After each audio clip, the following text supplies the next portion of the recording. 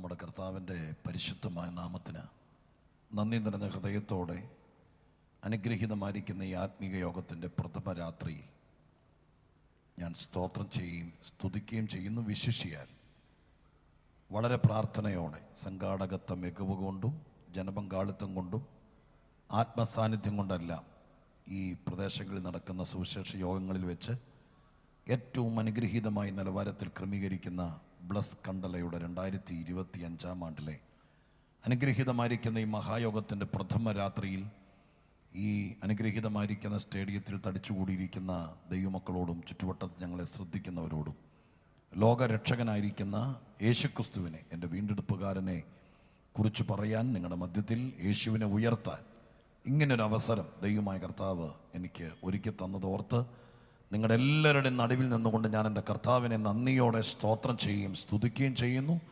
അതോടൊപ്പം ഈ വർഷവും വളരെ പ്രാർത്ഥനയോടെ ചിലവേറിയ ഈ മീറ്റിംഗ് ക്രമീകരിച്ചപ്പോൾ എന്നെ കൂടി ക്ഷണിക്കാൻ ആത്മാർത്ഥത കാണിച്ച് എനിക്കിങ്ങനെ ഈ പ്രഥമ രാത്രിയിൽ അവസരമൊരുക്കിയ, പ്രത്യേകിച്ച് എന്നെ സ്നേഹത്തോടെ ക്ഷണിച്ചത് ഈ അനുഗ്രഹീതമായിരിക്കുന്ന ആത്മീക സമൂഹത്തിന് നേതൃത്വം കൊടുത്തുകൊണ്ട് സുത്യർഹമായ നിലവാരത്തിൽ ആത്മീക ശുശ്രൂഷ നിർവഹിക്കുന്ന ഇന്ന് രാത്രി ഔപചാരികമായി നല്ല അനുഗ്രഹീത ആത്മസാന്നിധ്യത്തോടെ ഈ മഹായോഗത്തെ പ്രാർത്ഥിച്ച് ദൈവകരങ്ങളെ ഏൽപ്പിച്ച് ഉദ്ഘാടനം ചെയ്ത ബഹുമാനപ്പെട്ട കർത്താവിൻ്റെ ദാസൻ പാസ്റ്റർ ഷീമോൻ അവറുകളാണ്. അദ്ദേഹത്തോടുള്ള എൻ്റെ വിനീതമായ കൃതജ്ഞത ഈ പ്രാരംഭ സമയത്ത് തന്നെ ഓർപ്പിക്കുന്നു. ഒപ്പം അദ്ദേഹത്തോട് ചേർന്ന് നിന്ന് പ്രവർത്തിക്കുന്ന കർത്തൃദാസന്മാരെല്ലാം സ്തുത്യർഹമായ നിലവാരത്തിൽ ദൈവവേലയിൽ വ്യാപൃതരാണ്, എനിക്ക് പ്രിയരാണ്. അവരെയൊക്കെ ഓർത്ത് ദൈവത്തിന് സ്തോത്രം ചെയ്യുന്നു. സംഗീത ശുശ്രൂഷയ്ക്ക് നേതൃത്വം കൊടുക്കുന്ന ഷെർജൻ പാസ്റ്റർ, ഈ അനുഗ്രഹീത കൺവെൻഷൻ്റെ ജനറൽ കൺവീനർ കൂടി ആയിരിക്കുന്ന ബഹുമാനപ്പെട്ട കർത്താവിൻ്റെ ദാസൻ പാസ്റ്റർ ബിനോയ് വിൽസൺ, ഇന്ന് രാത്രിയിലെ യോഗത്തിൻ്റെ അധ്യക്ഷനായിരിക്കുന്ന ബഹുമാനപ്പെട്ട കർത്താവിൻ്റെ ദാസൻ പാസ്റ്റർ ഷാജൻ ജോർജും മറ്റ് കർത്തൃദാസന്മാർ, സംഗീത സദസ്സിലായിരിക്കുന്ന എല്ലാ പ്രിയപ്പെട്ടവർ, ഇവിടെ കൂടി വന്നിരിക്കുന്ന ദൈവമക്കൾ, ചുറ്റുവട്ടത്ത് ഞങ്ങൾ കേൾക്കുന്ന പ്രിയപ്പെട്ടവർ, എല്ലാവരെയും വിനീതമായി കർത്താവായ യേശുവിൻ്റെ ധന്യമുള്ള നാമത്തിൽ വന്ദനം പറഞ്ഞുകൊണ്ട് വളരെ തിടുക്കത്തോടെ ദൈവത്തിൻ്റെ പരിശുദ്ധാത്മാവിൻ്റെ ഹൃദയത്തിൽ തന്നിരിക്കുന്ന ദൈവിക ദൂതിലേക്ക് നിങ്ങളുടെ ശ്രദ്ധയെ ക്ഷണിക്കാൻ, നിങ്ങളെ ദൈവവചനം കൊണ്ട് ശുശ്രൂഷിപ്പാൻ ദൈവകൃപയിൽ ഞാൻ ഒരുങ്ങുകയാണ്. കരമുയർത്തി എല്ലാവരും കൂടി ചേർന്ന് കർത്താവിന് നന്ദിയോടെ സ്തോത്രം ചെയ്താട്ടെ.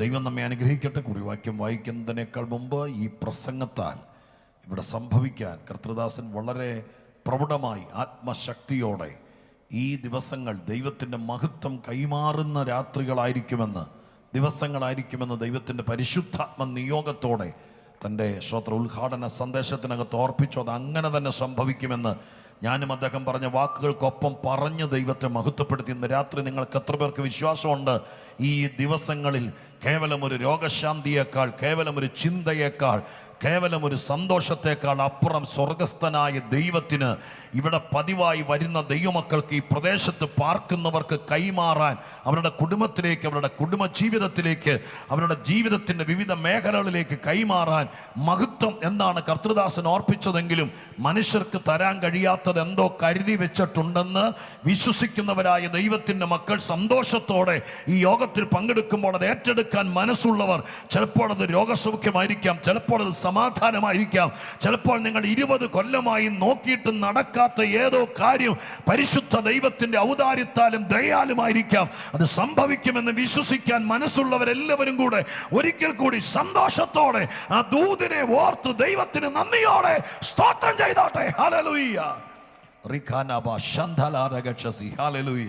ഈ വർഷത്തെ ഈ കൺവെൻഷന് വേണ്ടിയിട്ടൊക്കെ ദൈവമായ കർത്താവ്, കർത്തൃദാസന്മാർ വിവിധ സ്ഥലങ്ങളിൽ എന്നെ ക്ഷണിക്കുമെന്നുള്ള ഉറപ്പിൽ ഞാൻ പ്രാർത്ഥനയിലായിരിക്കുമ്പോൾ സ്വർഗം എന്നോട് പറഞ്ഞ ഒരു ഉറപ്പേറിയ വാക്ക്, പ്രസംഗത്താൽ സംഭവിക്കാൻ ഉള്ള സാധ്യതയെക്കുറിച്ച് വിശുദ്ധ ബൈബിളിൽ പറഞ്ഞിരിക്കുന്നത് നിങ്ങളെന്ന് ഓർപ്പിച്ചിട്ട് വേഗത്തിൽ കുറിവാക്യം വായിക്കാൻ ആഗ്രഹിക്കുകയാണ്. വായിക്കണമെന്നില്ല, ഞാനങ്ങ് പറഞ്ഞുവിടാം. ഗലാത്യലേഖനം 3-ാം അധ്യായത്തിൻ്റെ 5-ാമത്തെ വാക്യത്തിൽ ഇപ്രകാരം എഴുതിയിട്ടുണ്ട്. അത് വേദപുസ്തകം കയ്യിലുള്ളവർ വായിച്ചില്ലെങ്കിലും നിവർത്തി നോക്കുന്നത് നല്ലതാണ്. ഗലാത്യലേഖനം 3-ാം അധ്യായം 5-ാമത്തെ വാക്യം ഇങ്ങനെയാണ്: നിങ്ങൾക്ക് ആത്മാവിനെ നൽകി നിങ്ങളുടെ ഇടയിൽ വീര്യപ്രവൃത്തികളെ ചെയ്യുന്നവൻ. അങ്ങനെ ചെയ്യുന്നത് ന്യായപ്രമാണത്തിൻ്റെ പ്രവൃത്തിയാലാണോ വിശ്വാസത്തിൻ്റെ പ്രസംഗത്താലാണോ? സ്തോത്രം എന്നൊരു ചോദ്യം പൗലോസ് ഗലാത്യ സഭക്കാരോട് ചോദിക്കുന്നുണ്ട്. ആ ചോദ്യത്തിൻ്റെ ആഴവും അർത്ഥവും ഒക്കെ വിശദീകരിക്കണമെങ്കിൽ ഒരു സഭായോഗത്തിൻ്റെ സമയം, അത്രയും പ്രസംഗത്തിൻ്റെ സമയം നമ്മൾ എടുക്കേണ്ടി വരും. പക്ഷേ ഇതൊരു ആമുഖ വാക്കുകൾ മാത്രം പറഞ്ഞൊരു കുറിവാക്യം വായിച്ച് സന്ദേശത്തിലേക്ക് കടക്കാൻ ആഗ്രഹിക്കുമെങ്കിലും ഇവിടെ വന്നിരിക്കുന്ന ദൈവമക്കളെ കണ്ടപ്പോൾ ഈ ദിവസങ്ങളിലെ യോഗത്തിൽ അത് തന്നെ സംഭവിക്കട്ടെ എന്ന് എൻ്റെ മനസ്സ് ഞാനിവിടെ പ്രാർത്ഥിച്ചുകൊണ്ടിരുന്നു. ആ വാക്ക് നിങ്ങൾക്ക് മനസ്സിലായോ? ചോദ്യം ഇതാണ്, പ്രസംഗത്താൾ. ആ പ്രസംഗത്തിനോട് പൗലോസ് കൊടുത്തിരിക്കുന്ന പേരാണ് വിശ്വാസത്തിൻ്റെ പ്രസംഗം. വിശ്വാസത്തിൻ്റെ പ്രസംഗം. ഈ ദിവസങ്ങളിലൂടെ കേൾക്കുന്ന പ്രസംഗത്തിൻ്റെ പ്രത്യേകത, ഇത് വരുന്ന ജനത്തിന് വിശ്വാസം വർദ്ധിപ്പിക്കുന്ന പ്രസംഗമാണ്. സ്തോത്രം. അതുകൊണ്ടാണ് തിരുവെഴുത്തിനകത്ത് അങ്ങനെ എഴുതിയിരിക്കുന്നത്. വിശ്വാസം കുറയുമ്പോഴാണ് നമുക്ക് ജീവിക്കേണ്ടെന്ന് തോന്നുന്നത്, വിശ്വാസം കുറയുമ്പോഴാണ് മരിച്ചാൽ കൊള്ളാമെന്ന് മനസ്സിൽ തോന്നുന്നത്. എന്നാൽ വിശ്വാസം നമ്മുടെ അകത്ത് വരുമ്പോൾ ഏത് പ്രശ്നത്തെയും, നമ്മുടെ കർത്താവ് നമ്മോട് പറഞ്ഞു, നിങ്ങളുടെ അകത്ത് സ്തോത്രം ഒരു കടുകുമണിയോളം വിശ്വാസമുണ്ടെങ്കിൽ ഈ മലയോട് മാറി കടലിലേക്ക് പോകാൻ പറഞ്ഞാൽ പോകുമെന്ന്. എന്നാൽ ഇന്ന് രാത്രികാലം ഓർക്കണം, ഈ പ്രസംഗം കേട്ടാൽ എന്തുണ്ട് പ്രയോജനമെന്ന് ആ വാക്യത്തിനകത്തുനിന്ന് 4 or 5 കൂട്ടം കാര്യങ്ങൾ പറയാം. പക്ഷേ 1 or 2 കാര്യങ്ങൾ പറഞ്ഞ് വേഗത്തിൽ കുറിവാക്യത്തിലേക്ക് അടക്കുക. സ്തോത്രം. ഈ യോഗത്തിൽ പതിവായി പങ്കെടുക്കുമ്പോൾ അനുഗ്രഹീതായ ദൈവദാസന്മാർ ഈ 5 ദിവസം ദൈവത്തിൻ്റെ വചനം പ്രഘോഷിക്കുമ്പോൾ, നിങ്ങളിവിടെ ഇരിക്കുമ്പോൾ കർത്താവിൻ്റെ സന്നിധാനത്തിൽ ഈ പ്രസംഗത്തിൻ്റെ പുറകിൽ വ്യാപരിക്കുന്ന ഒരു വിശ്വാസത്തിൻ്റെ ശക്തിയുണ്ട്. അത് വിശ്വാസം അകത്ത് കയറിയാൽ, അത് ഉള്ളിൽ കയറിയാൽ, സ്തോത്രം, മല പോലുള്ള വിഷയത്തെ ഞങ്ങളാരും പുറകെ വരണമെന്നില്ല. ഈ യോഗം 5 ദിവസം കൊണ്ട് തീർന്നാലും ഇത് കഴിയുമ്പോൾ നിങ്ങളുടെ അകത്ത് വിശ്വാസം വന്നാൽ നിങ്ങളുടെ ഹൃദയത്തിനകത്ത് നിരാശ വരുത്തുന്ന, ജീവിക്കാൻ സമ്മതിക്കാത്ത വിധത്തിലുള്ള വലിയ വലിയ പ്രതികൂലങ്ങൾ മുമ്പിലിട്ട് പാറക്കെട്ടുകൾ പോലെ നിർത്തുന്ന വിഷയങ്ങളെ വിശ്വാസം കൊണ്ട് തള്ളി കടലിൽ കളയാൻ പറ്റുമെന്ന് പറഞ്ഞത് കർത്താവായിരിക്കാൻ, അങ്ങനെ സംഭവിക്കുമെന്ന് വിശ്വസിക്കാൻ നിങ്ങൾ തയ്യാറാണെങ്കിൽ ഞാൻ ഉറപ്പു തരാം, സ്തോത്ര, പ്രസംഗം നിങ്ങളെ വിശ്വാസത്തിലേക്ക് നയിപ്പാൻ ഇടയാകും. ഹല്ലേലൂയ. സ്തോത്രം. സുവിശേഷ പ്രസംഗം കേട്ടവരാരും, സ്തോത്രം, ഹല്ലേലൂയ, അത് വിശ്വസിച്ചവരാരും മരിക്കാൻ തീരുമാനിച്ചിട്ടില്ല. ഇങ്ങനെയുള്ള പ്രസംഗങ്ങൾ കേട്ട് മരിക്കാൻ തീരുമാനിച്ചിട്ടില്ല. മരിക്കണമെന്ന് തീരുമാനിച്ചവരെ ജീവിപ്പിക്കുന്ന പ്രസംഗമാണ് സുവിശേഷ വേദിയിൽ നിന്ന് കേൾക്കുന്നത്. അതുകൊണ്ട് ഇന്ന് രാത്രികാലം ചുറ്റുവട്ടത്ത് എവിടെയെങ്കിലും നിൽക്കുന്നവർ, ഇനി ജീവിച്ചിട്ട് രക്ഷയില്ല, ഇനി ജീവിക്കാൻ മാർഗമില്ല എന്ന് വിചാരിച്ച് നിൽക്കുന്നവരുണ്ടെങ്കിൽ ഈ കൊല്ലവും കണ്ടല ബ്ലസ് കണ്ടല നടക്കുമ്പോൾ ഇവിടേക്ക് ശ്രദ്ധ കേന്ദ്രീകരിച്ചാൽ നിങ്ങളെ ജീവിപ്പിക്കുന്ന അസാധാരണ ശക്തി ദൈവമായ കർത്താവ് പകരാനിടയായി തീരും. ഹല്ലേലൂയ. ആ ചോദ്യത്തിൻ്റെ അല്ലെങ്കിൽ ആ വാക്യത്തിൻ്റെ പ്രധാന കണ്ടന്റ് ഇതാണ്, പ്രധാന ഭാഗം ഇതാണ്. നിങ്ങളുടെ ഇടയിൽ വീര്യപ്രവൃത്തികളെ ചെയ്യുന്നവൻ. സ്തോത്രം. ഹല്ലേലൂയ. ആരാണ് വീര്യപ്രവൃത്തികളെ ചെയ്യുന്നവൻ? ഇതിനിടയിൽ സ്തോത്രം, ഇവിടെ പ്രസംഗിക്കാൻ വരുന്ന ആരുമല്ല, ഇവിടെ വീര്യപ്രവൃത്തികളെ ചെയ്യുന്നവൻ കർത്താവായ യേശുവാണ്. ഹല്ലേലൂയ. ഒന്നോടെ ഞാൻ ഓർപ്പിക്കാം, ഈ ഗ്രൗണ്ടിൽ കാണാത്ത, നമ്മുടെ കണ്ണുകൊണ്ട് കാണാത്ത വണ്ണം സ്തോത്രം അദൃശ്യനാണെങ്കിലും ഇവിടെ വന്ന് ദൈവമക്കൾക്ക് അനുഭവിക്കാൻ കഴിയുന്നുണ്ടോ? പാട്ടുപാടിയപ്പോഴോ, പ്രാർത്ഥിച്ചപ്പോഴോ, കർത്തൃദാസന്മാർ മാറി മാറി പുൽപ്പിറ്റിൽ നിന്നപ്പോഴോ, യേശു ക്രിസ്തുവിൻ്റെ നാമത്തെ ഉയർത്തുമ്പോൾ ഇവിടെ കർത്താവിൻ്റെ സാന്നിധ്യം ഉണ്ടെന്ന് ശരീരത്തിൽ അനുഭവിക്കാൻ കഴിഞ്ഞ എത്ര പേരുണ്ടെന്ന് എനിക്കറിയില്ല.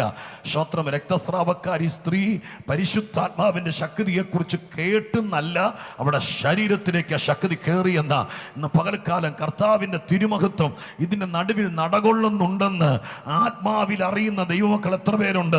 അവരിന്ന് രാത്രികാലം ദൈവസന്നിധിയിൽ വിശ്വസിക്കണം, കർത്താവ് ഇവിടെയുണ്ട്, കർത്താവ് ഇവിടെയുണ്ട്. വിശ്വസിക്കുന്ന ദൈവമക്കൾ ഒരുമിച്ച് വെറുതെ സ്തോത്രം, ഹല്ലേലൂയ, ഈ സ്തോത്രം, ചെറിയ കുളിരും മഞ്ഞുള്ള രാത്രി ഈ മേക്കട്ടി ഇല്ലാത്ത ഗ്രൗണ്ടിൽ വന്നിരുന്ന് ഒരു പ്രകടനത്തിനല്ല, മറിച്ച് യേശു ഇവിടെ വന്നിട്ടുണ്ട്. കർത്താവിൻ്റെ പ്രധാന പരിപാടി എന്താ? പൗലോസിന്റെ വാക്കനുസരിച്ച് വീര്യപ്രവൃത്തികളെ ചെയ്യുന്നവൻ. ഈ ദിവസങ്ങളിൽ കർത്താവ് ഏറ്റവും അധികം മനുഷ്യരുടെ ഇടയിൽ ചെയ്യുന്നത് ന്യായവിധിയല്ല, ശിക്ഷാ നടപടികളല്ല, വീര്യപ്രവൃത്തികളാണ് എന്ന് വിശുദ്ധ ബൈബിളിലൂടെ വിശ്വസിക്കുന്ന ദൈവമക്കൾ ഈ രാത്രി ഇതിനകത്തുണ്ടെങ്കിൽ അവർ സ്തോത്രത്തോടെ പറയണം, യേശുവിന്റെ പ്രധാന പരിപാടി സ്തോത്രം, ഹല്ലേലൂയ, മനുഷ്യരെ കുറ്റം വിധിച്ച് തള്ളുകയല്ല, പിന്നെയോ അവന് വേണ്ടി വീര്യപ്രവൃത്തികളെ ചെയ്യുക. എത്ര പേർ ദൈവസന്നിധിയിൽ ആത്മാർത്ഥതയോടെ ആഗ്രഹിക്കുന്നുണ്ട്? കർത്താവ് ഇവിടെ ഉണ്ടെങ്കിൽ, കർത്താവ് വീര്യപ്രവൃത്തികളെ ചെയ്യുന്നവനാണെങ്കിൽ നിനക്ക് വേണ്ടി, നിന്റെ സന്തതിക്ക് വേണ്ടി, നിന്റെ കുടുംബത്തിലെ പ്രശ്നങ്ങൾക്ക് വേണ്ടി, നീ അഭിമുഖീകരിക്കുന്ന വേദനകളുടെ പരിഹാരത്തിന് വേണ്ടി മനുഷ്യർക്കാർക്കും ഒന്നും ചെയ്യാൻ കഴിയത്തില്ലെങ്കിലും, സ്തോത്രം, വീര്യപ്രവൃത്തി എന്ന വാക്കിൻ്റെ അർത്ഥം തന്നെ മനുഷ്യൻ ചെയ്യാൻ നോക്കിയിട്ട് നടക്കാത്തതും ദൈവത്തെ കൊണ്ട് മാത്രം ചെയ്യാൻ കഴിയുന്നതുമായ കാര്യങ്ങൾക്കാണ് ബൈബിൾ വീര്യപ്രവൃത്തി എന്ന് പറയുന്നത്.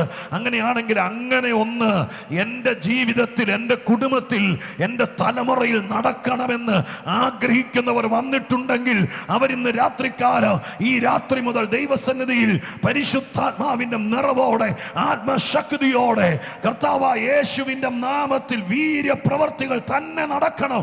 സ്തോത്രം, ഹല്ലേലൂയ. അത് ഈ കൊല്ലം ഇവിടെ സംഭവിക്കണം. ചിലരുടെ ജീവിതത്തിൽ അത് നിറവേറുവാൻ ഇടയാകണം.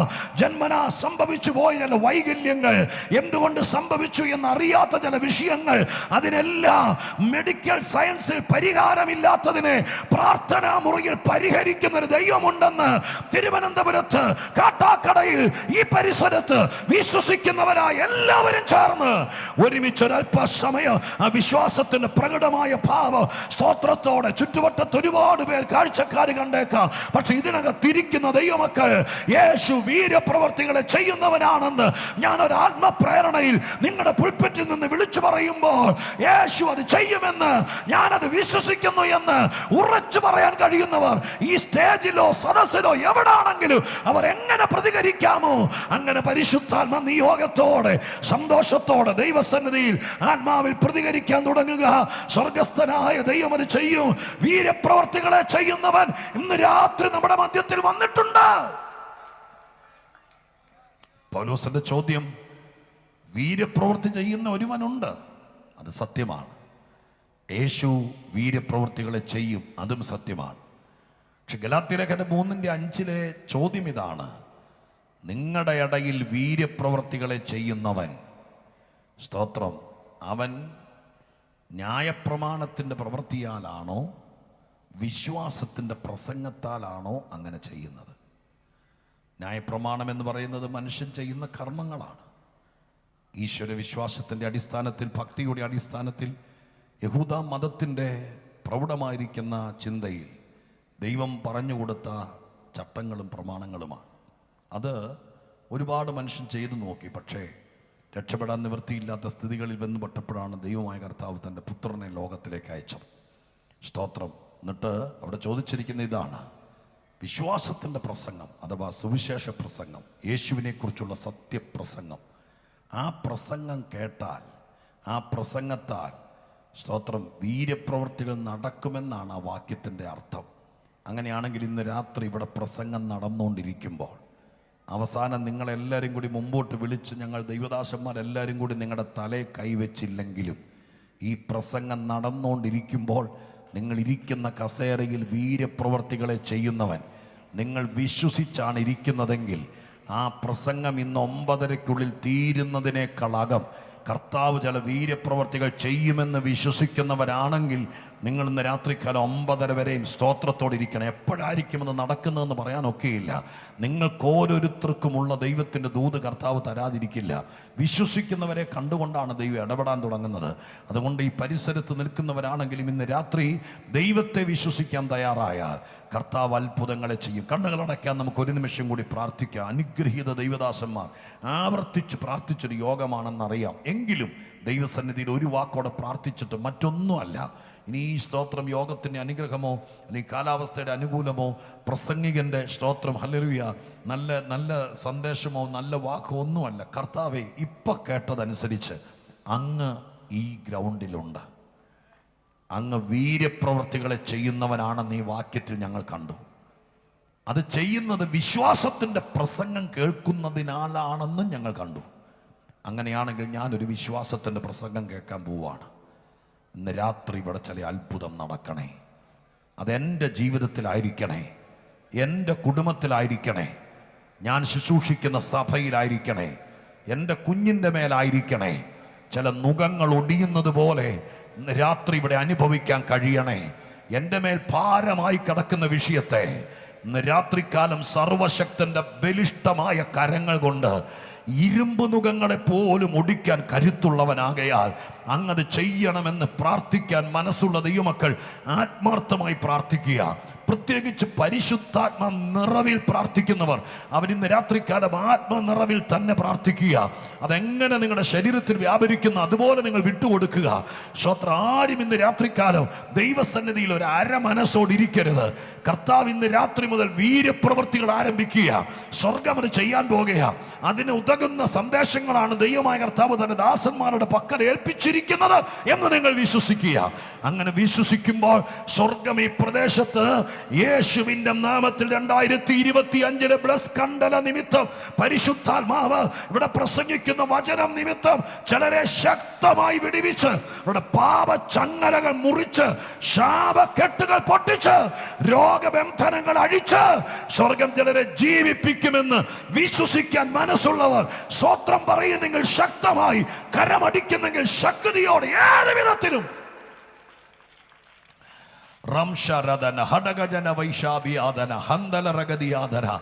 നന്ദി നന്ദി നന്ദി നന്ദി കർത്താവേ, നന്ദി കർത്താവേ. അങ്ങയുടെ വീര്യ പ്രവർത്തികൾ നടക്കട്ടെ അപ്പ. ഹല്ലേലൂയ.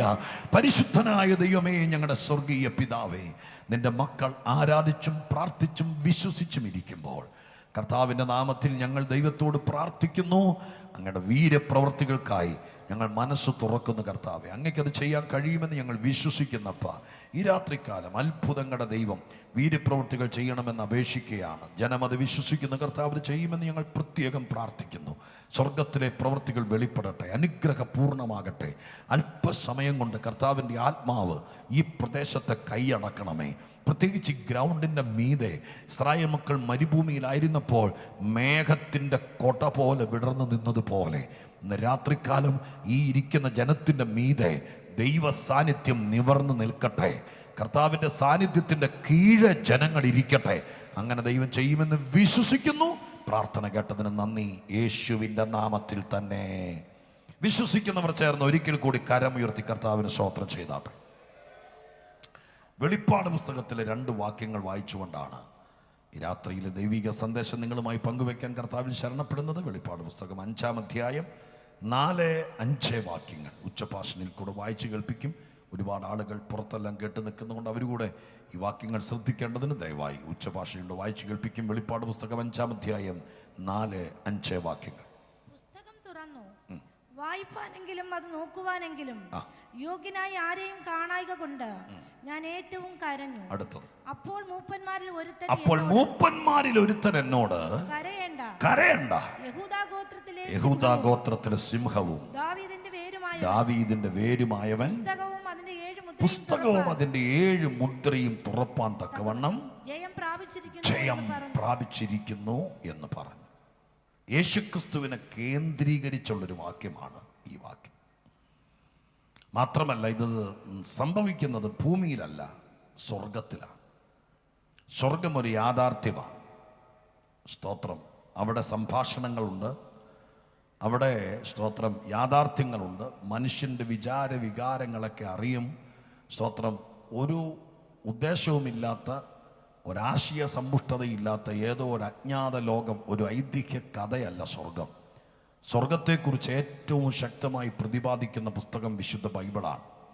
അവിടെ എന്തൊക്കെയുണ്ട്, അവിടെ ആരൊക്കെയുണ്ട്, അവിടുത്തെ സ്ഥിതി എന്താണ്, അവിടെ എത്താൻ എന്താണ് മാർഗം, അവിടെ ചെന്നാൽ എന്താണ് പ്രത്യേകത എന്നിത്യാദി കാര്യങ്ങളെക്കുറിച്ചെല്ലാം മനുഷ്യൻ്റെ മുമ്പിൽ ഏറ്റവും ശക്തമായി അവതരിപ്പിക്കുന്ന ലോകത്തിൽ ഏറ്റവും ശക്തമായ ഗ്രന്ഥം വിശുദ്ധ ബൈബിളാണെന്ന് പറയുമ്പോൾ അതിനെക്കുറിച്ച് അഭിമാനമുള്ള ദൈവമക്കൾ ഒരിക്കൽ കൂടി ദൈവത്തിന് പരസ്യ സ്ഥലത്ത് സ്തോത്രം ചെയ്താട്ടെ.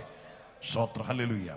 സ്വർഗത്തിൽ സംഭവിക്കുന്ന ഒരു കാര്യമായിട്ടാണ് ഈ ഭാഗം ഇവിടെ എഴുതപ്പെട്ടിരിക്കുന്നത്. യോഹന്നാൻ സ്വർഗത്തിലെത്തപ്പെട്ടു. ഞാൻ ആ ഭാഗത്തേക്ക് വിശദീകരിച്ചു വരാം. സ്തോത്രം. അവിടെ ചെല്ലുമ്പോൾ യോഹന്നാൻ കരയുകയാണ്. കരയുന്നതിൻ്റെ കാരണവും ഞാൻ നിങ്ങൾ ഈ സന്ദേശത്തിനകത്ത് ഏറ്റവും പ്രധാനപ്പെട്ടൊരു വിഷയമാണ്. സ്തോത്രം. അവിടേക്ക് വരാം. കരയുന്ന സമയത്ത് മൂപ്പന്മാരിൽ ഒരുത്തൻ എന്തിനാ കരയുന്നേ എന്ന് ചോദിച്ചില്ല. കരയുന്നതിൻ്റെ കാരണം യോഹന്നാൻ ഇങ്ങനെ നെഞ്ചത്തടിച്ചുകൊണ്ട് സ്തോത്രം ചില അമ്മമാർ സങ്കടം സഹിക്ക വയ്യാതാകുമ്പോൾ സ്തോത്രം ആ കരച്ചിലിൻ്റെ ഇടയിൽ ആ സങ്കടം പറയുന്നത് പോലെ ആ ദുഃഖം പറഞ്ഞുകൊണ്ടല്ല കരയുന്നത്. അങ്ങനെ അവിടെ എഴുതിയിട്ടില്ല. യോഹന്നാൻ കരയുന്നുള്ളൂ. ആ കരയുന്ന സമയത്ത് സ്വർഗത്തിൽ മൂപ്പന്മാരിൽ ഒരുവന് ആരും പറയാതെ മനസ്സിലായി എന്തിനാ കരയുന്നതെന്ന്. സ്തോത്രം. ഇന്ന് രാത്രി ഇവിടെ ഇരിക്കുന്ന ദൈവമക്കളോട് ഞാനൊരു ദൂത് പറയാം. ഇവിടെ ദൈവസാന്നിധ്യമുണ്ട്. ദൈവസാന്നിധ്യം ഉള്ളത് കൊണ്ട് നിന്റെ മനസ്സ് തകർന്നിരിക്കുമ്പോൾ നീ ഒരു കടലാസിനകത്ത് എഴുതി ഇവിടെ തന്നില്ലെങ്കിലും, യോഗം കഴിഞ്ഞിട്ട് ഇവിടുത്തെ ദൈവദാസനോട് പറഞ്ഞില്ലെങ്കിലും, ഇരിക്കുന്നത് ദൈവമുള്ള സ്ഥലത്തായിരിക്കയാൽ സ്തോത്രം നിന്റെ സങ്കടങ്ങൾ ആരോടും പറയാതെ അറിയുന്ന സ്ഥലമാണ് പരിശുദ്ധാത്മ സാന്നിധ്യമുള്ള ദൈവത്തിൻ്റെ സാന്നിധ്യമുള്ള സ്ഥലം.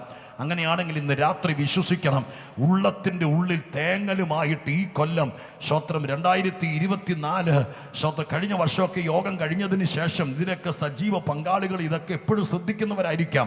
പക്ഷെ അസാധാരണമായിരിക്കുന്ന ഏതൊക്കെയോ വിഷയം കൊണ്ട് നിന്റെ തല കുനിഞ്ഞു പോയെങ്കിൽ, നിവരാൻ കഴിയാത്ത ഭാരം കൊണ്ട് വേദനയിലാണെങ്കിൽ, ഇതിൻ്റെ പുറകിൽ നിൽക്കുന്ന ആരെങ്കിലും സങ്കടത്തിൽ ബുദ്ധിമുട്ടിലാണെങ്കിൽ ഈ ദിവസങ്ങൾ ശ്രദ്ധിച്ചോളണം.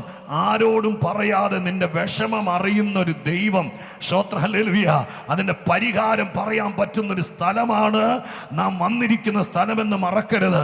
മൂപ്പന്മാരിൽ ഒരുത്തൻ പറയുകയാണ്, യോഹന്നാൻ പറഞ്ഞില്ല പുസ്തകം പൊട്ടിക്കാൻ ആരുമില്ലാത്തത് കൊണ്ടോ സ്തോത്രത്തിന് മുമ്പോട്ട് പോകാൻ വഴിയില്ലാത്തത് കൊണ്ടോ ഞാൻ കരയാണെന്ന് പറഞ്ഞില്ല. കരയാൻ തുടങ്ങിയപ്പോഴേ മൂപ്പന്മാരിൽ ഒരുവൻ, കേൾക്കണേ, അടുത്ത വാക്ക് കേൾക്കണേ, മൂപ്പന്മാരിൽ ഒരുവൻ പറയുന്നു, കരയണ്ട, നീ കരയുന്നതിന്റെ കാരണം നീ പറയാതെ മനസ്സിലായിരിക്കുന്നു.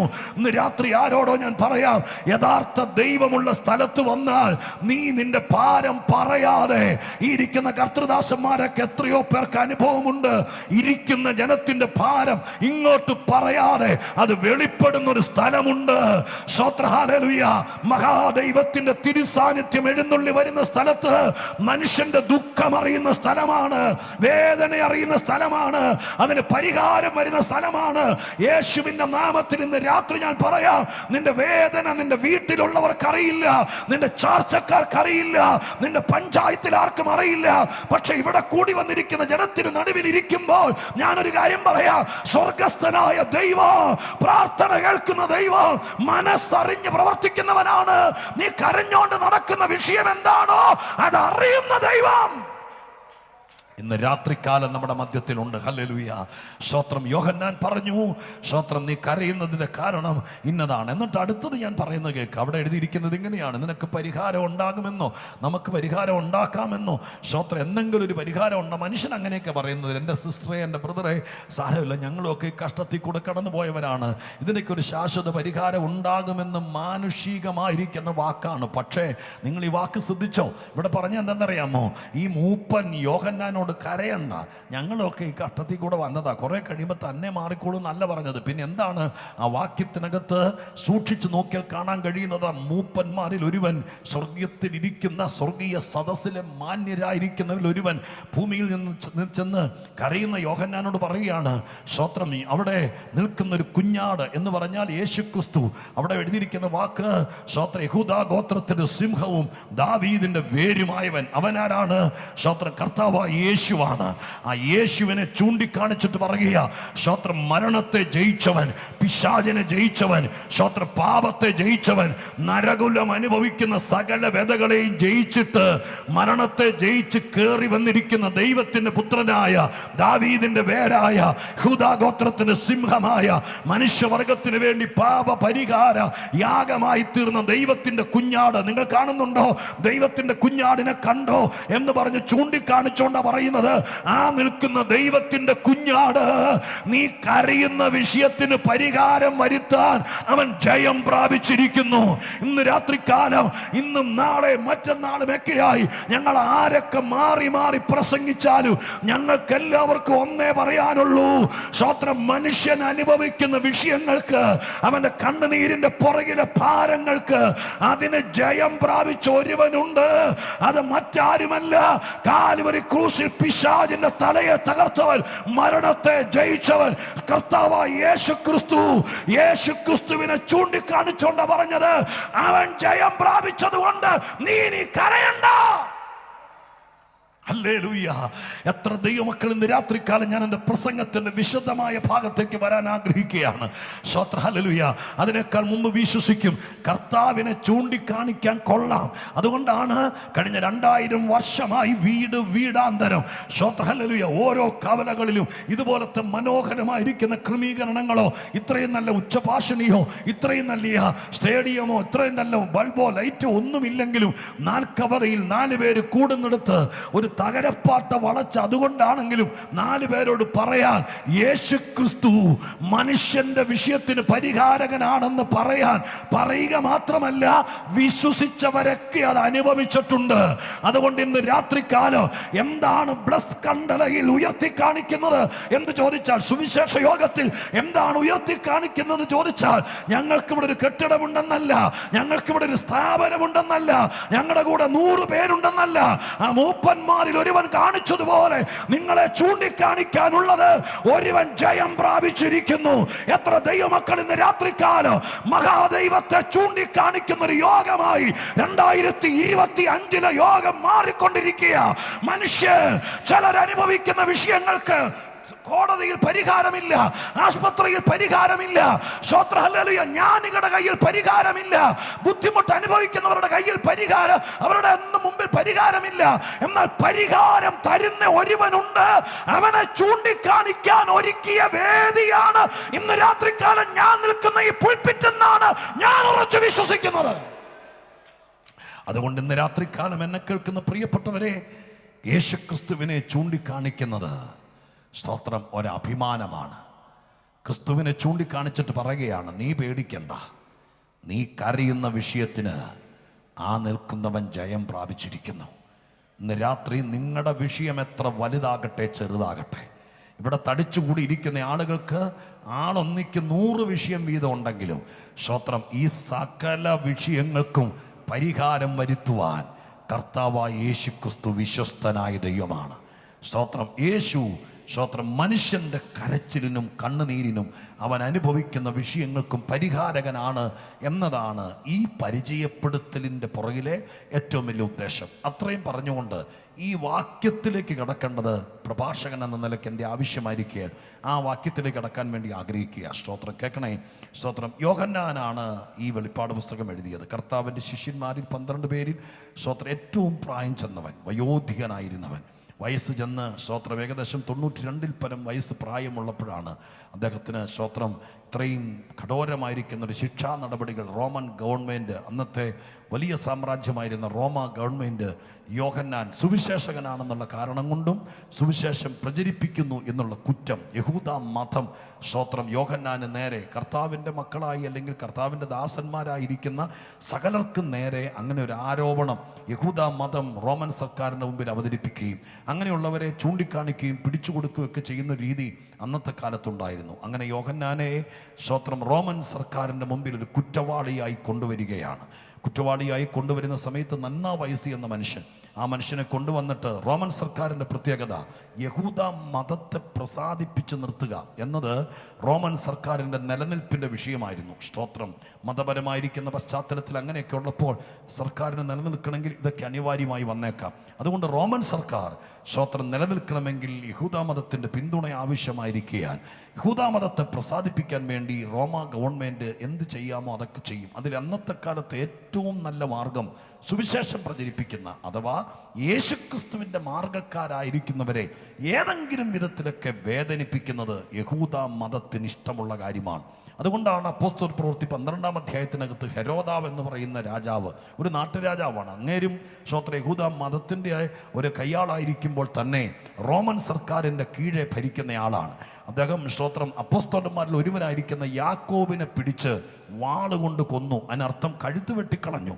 അത് യഹൂദന്മാർക്ക് ഭയങ്കര സന്തോഷമായപ്പോൾ പത്രോസിനെ കൂടി കൊല്ലാൻ വേണ്ടി പിടിച്ചു എന്ന് നമ്മൾ വായിക്കുന്നുണ്ട്. അപ്പോൾ അവരുടെ സ്ഥിരം പരിപാടി സ്തോത്രം പാവപ്പെട്ട ദൈവദാസന്മാരെ സ്തോത്രം മൃഗീയമായി പീഡിപ്പിച്ച് കൊല്ലുക, അങ്ങനെ യഹൂദന്മാരെ പ്രസാദിപ്പിക്കുക എന്നതായിരുന്നു ഭരണകൂടത്തിൻ്റെ അന്നത്തെ പ്രധാനപ്പെട്ട വലിയ സന്തോഷങ്ങളിൽ ഒന്ന്, അവരുടെ കയ്യടി നേടുന്ന ഒന്നായിരുന്നു.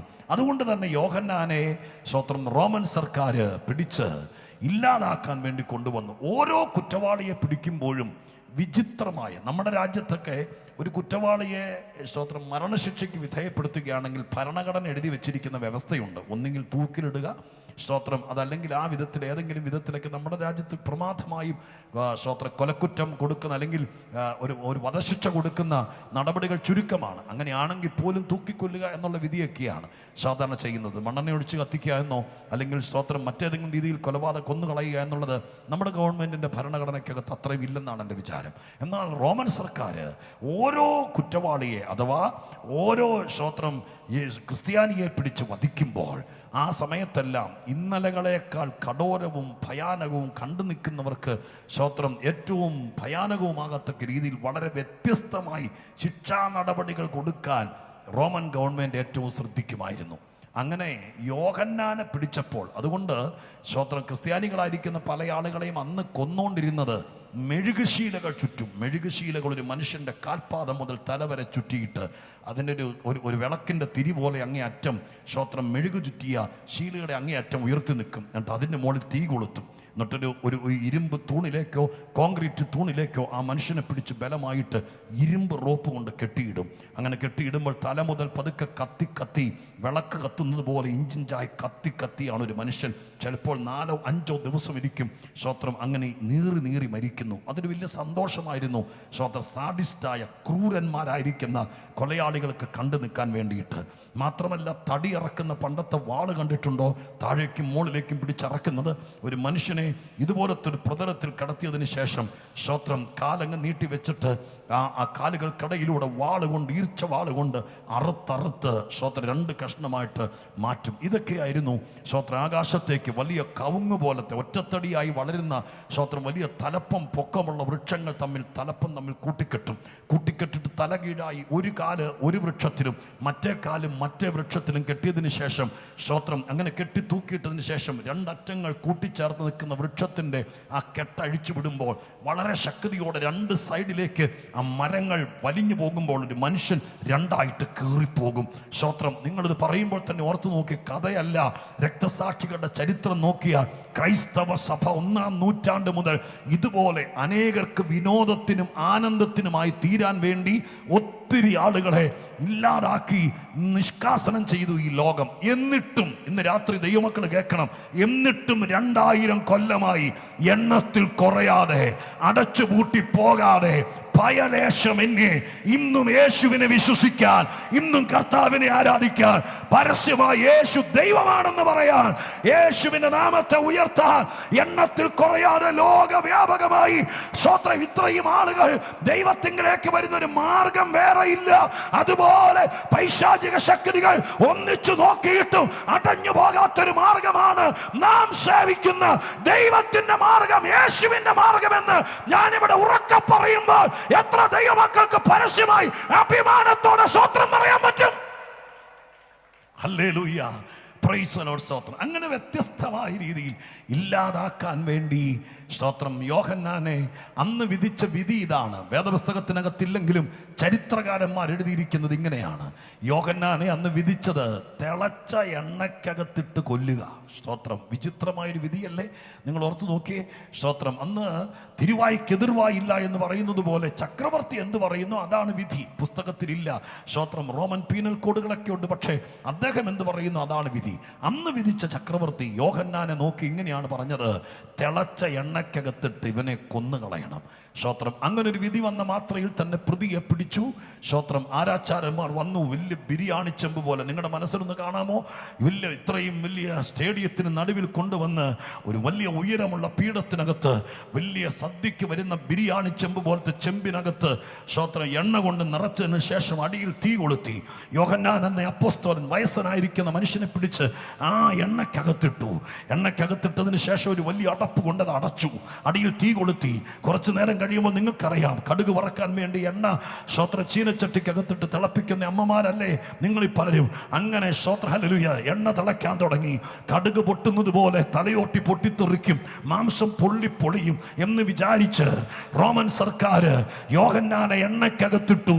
തീ ആളിക്കത്തി.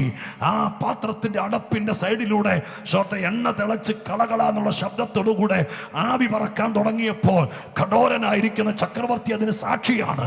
അദ്ദേഹം പറഞ്ഞു, അവൻ പെടഞ്ഞ് മരിക്കുന്നത് എനിക്ക് കാണണം, അതുകൊണ്ട് ആ പാത്രത്തിന്റെ അടപ്പ് മാറ്റി തരാൻ പറഞ്ഞു. അടപ്പ് മാറ്റി തരാൻ പറഞ്ഞപ്പോൾ ആരാച്ചാരന്മാരായ ശിക്ഷാ നടപടി നിർവഹിക്കുന്ന അവര് ചെന്ന് പതുക്കെ അടപ്പ് മാറ്റുമ്പോൾ കണ്ടത് എന്താണെന്നറിയുമോ? ഐതിഹ്യമല്ല, ചരിത്രമാണ് കണ്ടത്.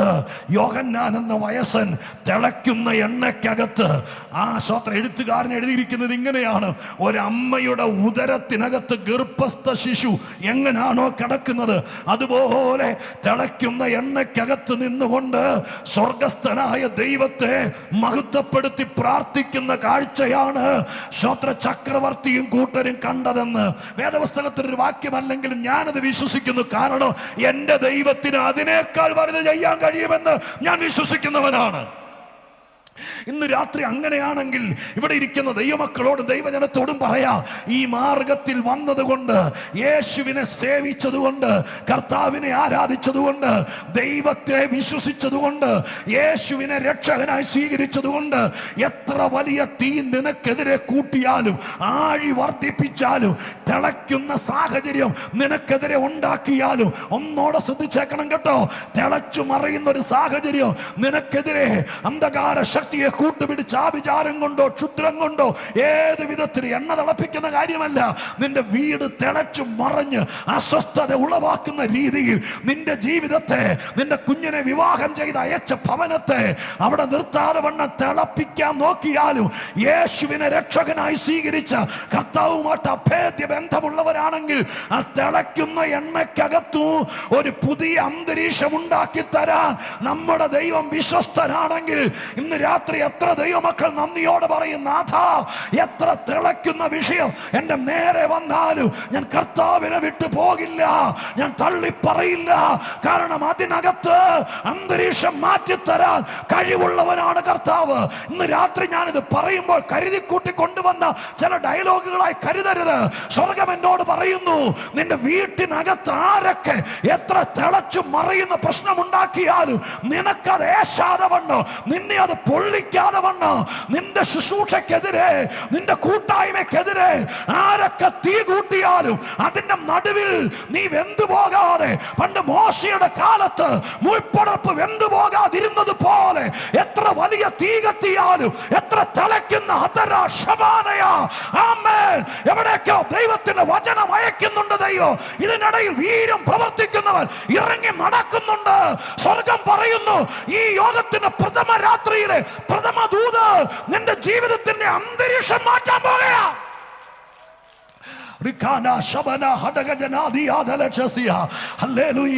ഞാൻ ഒന്നോടെ നിങ്ങൾ കരമടിച്ച് സ്തോത്രം ചെയ്യുമ്പോൾ പറയാം, ലോകം നോക്കുമ്പോൾ പ്രശ്നമാണ്, പക്ഷെ നിനക്കത് ഏക്കത്തില്ല. ആളുകൾ നോക്കുമ്പോൾ നീ കിടക്കുന്നത് തിളച്ച എണ്ണക്കകത്താണ്, ആളുകൾ നോക്കുമ്പോൾ നീ കിടക്കുന്നത് ഒരു ശിക്ഷാ നടപടിക്കകത്താണ്.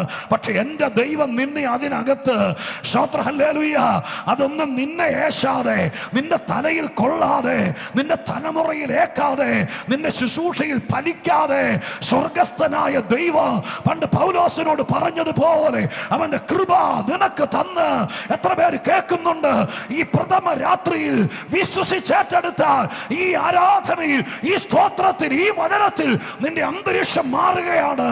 നിന്റെ മനസ്സ് നെരിപ്പോട് കണക്ക് കത്താൻ തുടങ്ങുന്നെങ്കിൽ, ഇന്ന് രാത്രിക്കാര് പുറമേ കത്തുന്ന അഗ്നിയുടെ വ്യാപാരത്തെ സ്വർഗം ഇല്ലാതാക്കാൻ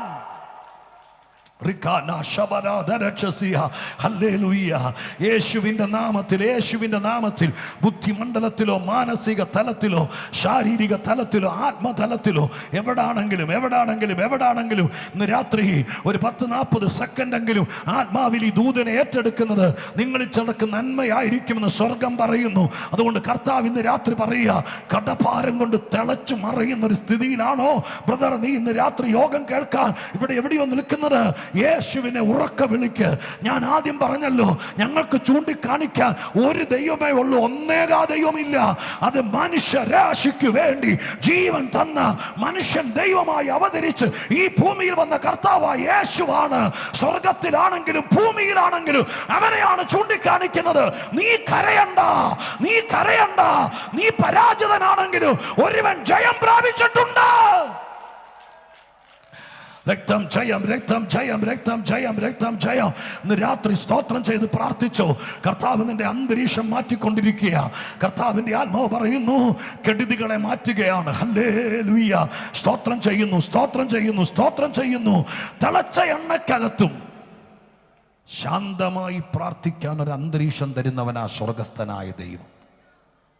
ആ ദൈവത്തിന്റെ വിശ്വസ്തതയ്ക്കായി ദൈവത്തെ സ്തുതിക്കുന്നു. ഇന്ന് രാത്രി ആരുടെയോ വലിയ ഭയാനകമായിരിക്കുന്ന അന്തരീക്ഷത്തിനകത്ത് ദൈവത്തിൻ്റെ ഇടപെടലുകൾ നടക്കുന്നു. ഈ മാസത്തിലെ ചില ദിവസങ്ങൾക്കുള്ളിൽ ചില ഭാരങ്ങൾ മാറിപ്പോയില്ലെങ്കിൽ നിനക്ക് ഭൂമിയുടെ മുഖത്ത് നിൽക്കാൻ കഴിയത്തില്ല എന്ന വിധി വന്നിരിക്കുന്ന വിഷയത്തിൻ്റെ മേൽ സ്വർഗം ഇടപെടും, യേശു ഇടപെടും. കർത്താവ് ആ തിളയ്ക്കുന്ന വിഷയത്തെ തണുപ്പിക്കും, നിന്നെ അതിനകത്ത് തന്നെ നിർത്തും. പഴയ നിയമത്തിൻ്റെ വാക്യം കൂടി ചേർത്ത് പറയാം. നിന്റെ ഓളങ്ങളും തിരമാലകളും എൻ്റെ തലയ്ക്ക് മീതെ കടന്നുപോയി. അത് കടന്നുപോയി കഴിഞ്ഞപ്പോൾ ഞാൻ അവിടെ തന്നെ ഉറച്ചു നിന്നു. ഇന്ന് രാത്രിക്കാലം അനേകരെ ഓളങ്ങൾ മറിച്ചിട്ടു, ചിലരെ തിരമാലകൾ ഒഴുക്കിക്കൊണ്ടുപോയി. എന്നാൽ ഇന്ന് രാത്രി എന്നോട് പറയാൻ പറയുന്നു, നിനക്കെതിരെ വന്നിരിക്കുന്ന ഓളങ്ങൾ നിന്റെ തലയ്ക്ക് മീതെ കടന്നു പോകും. ഹല്ലേലൂയ. തിരമാലകൾ നിന്റെ തലയ്ക്ക് മീതെ, കേൾക്കുന്നുണ്ടോ? തലയ്ക്ക് മീതെ കടന്നു പോകും. സ്തോത്രം. ഹല്ലേലൂയ. തിരമാലകൾ കടന്നുപോയി കഴിയുമ്പോൾ ഓളങ്ങൾ കടന്നുപോയി. ഹല്ലേലൂയ. സ്വർഗം എന്നോട് പറയുന്ന അങ്ങനെയല്ല, ജനത്തിന് മനസ്സിലാകത്തക്ക രീതിയിൽ പറയാൻ ദൈവം എന്നോട് പറഞ്ഞു തരുന്നു. സ്തോത്രം. ഹല്ലേലൂയ. കടലിൽ നിന്ന് കയറി വരുന്ന തിര പോലെ നിന്റെ പെരയ്ക്ക് മോളിലൂടെ ചില വിഷയങ്ങൾ കയറിപ്പോകും. നിന്റെ കുടുംബ ജീവിതത്തിന് മോളിലൂടെ കയറിപ്പോകും, നിന്റെ ജീവിതത്തിലൂടെ കയറിപ്പോകും. പക്ഷെ സ്വർഗം നിനക്ക് ഉറപ്പ് തരുന്നു, നിന്നെ മറിച്ചിടാൻ കഴിയില്ല, നിന്നെ ഒഴുക്കാൻ കഴിയില്ല. ഓളങ്ങളും തിരമാലകളും കടന്നു പോകും, പക്ഷെ നീ അവിടെ ഉണ്ടാകും. ഹല്ലേലൂയ. സ്വർഗം അത് ചെയ്യും. 2025 കഴിയുന്നതിനേക്കാൾ മുമ്പ്, ഈ ദിവസങ്ങൾ പിന്നിടുന്നതിനേക്കാൾ മുമ്പ്, സ്വത്ര ചില വിഷയങ്ങളുടെ നടുവിൽ ദൈവത്തിന്റെ സഹായം എനിക്ക് ലഭിക്കുമെന്ന് വിശ്വസിക്കുന്നവർ ഒരിക്കൽ കൂടി കരമുയർത്തി സ്വത്രം ചെയ്താട്ടെ. യോഹന്നാനെ എണ്ണക്കകത്ത് തിളപ്പിച്ച് വറുത്തു കോരാൻ നോക്കിയിട്ട് നടക്കാതെ പോയപ്പോൾ ആശ്ചര്യപ്പെട്ട് ചക്രവർത്തി എണ്ണക്കകത്തുനിന്ന് പുറത്തെടുക്കാൻ പറഞ്ഞു. സ്തോത്രം. എണ്ണക്കകത്തുനിന്ന് പുറത്തെടുത്തു. പക്ഷേ രാജകീയ വിധിയാണ് പ്രതിയായി പിടിച്ചിരിക്കുന്നയാളെ എണ്ണക്കകത്തിട്ട് വധിക്കണമെന്നുള്ളത്. പക്ഷെ എണ്ണക്കകത്ത് അവൻ മരിക്കാതിരുന്നപ്പോൾ, സ്തോത്രം, അവിടെ കൂടിയാലോചന നടത്തി ആ നാട്ടിൽ നിന്ന് തടവുപുള്ളികളായിരിക്കുന്നവരെ നാട് കടത്തുന്ന സ്ഥലമാണ് ഈജിയൻ കടലിൻ്റെ നടുക്കുള്ള പത്മോസ് ദ്വീപ്. അവിടേക്ക് യോഹന്നാൻ എന്ന വയസ്സിനെ, സ്തോത്രം, നാട് കടത്തി. ഒരു പാക്കപ്പലിൽ കൊണ്ടുപോയി ആ ദ്വീപിലകത്തേക്ക് വലിച്ചെറിഞ്ഞിട്ടിട്ട് ആ പാക്കപ്പൽ, സ്തോത്രം, മടങ്ങിപ്പോയി. യോഹന്നാൻ അവിടെ ചില ദിവസങ്ങൾ കഴിച്ചുകൂട്ടി. ആ ദ്വീപിനെക്കുറിച്ച് എഴുതിയിരിക്കുന്ന ചരിത്രം ഇങ്ങനെയാണ്.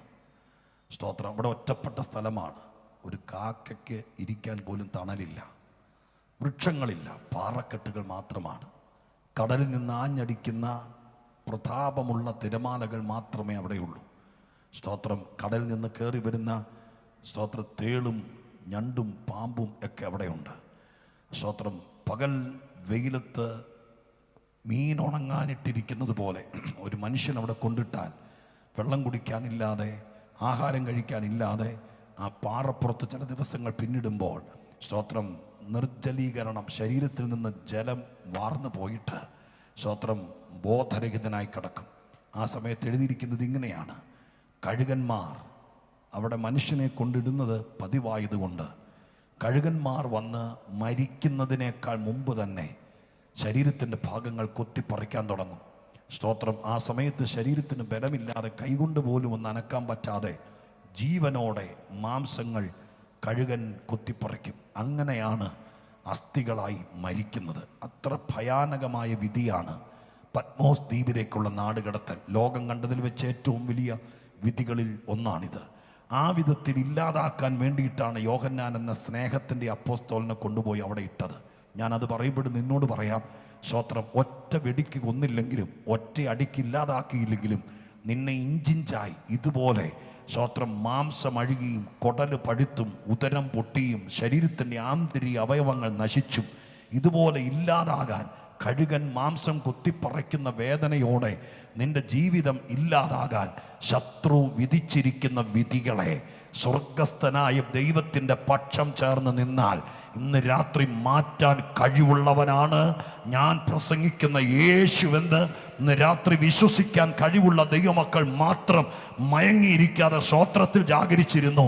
എന്നോട് കർത്താവ് പറയുന്നു, ഞാൻ ചില വാക്യങ്ങൾ എഴുതിക്കൊടുത്ത് അതിൽ പ്രസംഗിക്കാനാണ് നിൽക്കുന്നത്. പക്ഷേ ആമുഖത്തിനകത്ത് തന്നെ കർത്താവ് ചില കാര്യങ്ങൾ പറയുന്നു. എവിടെയോ പതുങ്ങിക്കിടക്കുന്ന ചില വിധികളുണ്ട്, അതിന്ന് രാത്രി മാറ്റാൻ തുടങ്ങുകയാണ്.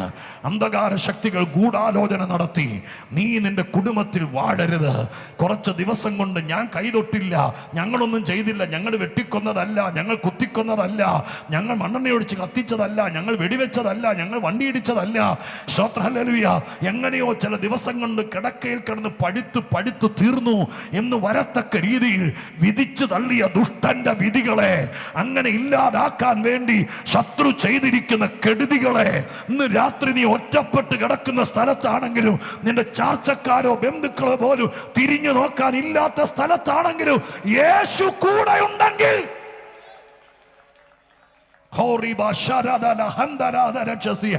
രാത്രിയിൽ എന്റെ സന്ദേശം പത്മോസ് ദ്വീപും അല്ല, യോഹന്നാനും അല്ല, തിളച്ച എണ്ണയുമല്ല, റോമൻ ചക്രവർത്തിയുമല്ല. പിന്നെയോ ഞാൻ എന്തിനേത് പറയുന്നത്? ആരുടെ കൂടെ കർത്താവുണ്ടോ, ആര് യേശുവിനെ സ്നേഹിക്കുമോ, ആര് കർത്താവിന്റെ മാർഗത്തിൽ ഉറച്ചു നിൽക്കുമോ, അവനെതിരെ വരുന്ന ഏത് ഏകാന്തതയും, അവനെതിരെ വരുന്ന ഏത് കള്ളക്കഥകളും, അവനെതിരെ വരുന്ന ഏത് ശക്തിയും സർവശക്തനായ ദൈവം യേശുവിന്റെ പക്ഷത്ത് നിന്ന് അതിനെ നിർവീര്യമാക്കാൻ കഴിയുമെന്ന് ഇന്ന് രാത്രി അനുഭവിച്ച ദൈവമക്കൾ ഇതിനകത്തുണ്ട്. അവരാണ് ഇത് രാത്രിക്കാലം ഈ സ്തോത്രം പറയും കരമടിക്കുകയും ചെയ്യുന്നത്. അതുകൊണ്ട് ഇന്ന് രാത്രിക്കാലം ഞാൻ വിശ്വസിക്കുന്നു, സ്വർഗസ്ഥനായ ദൈവത്തെ രുചിച്ചറിഞ്ഞവർ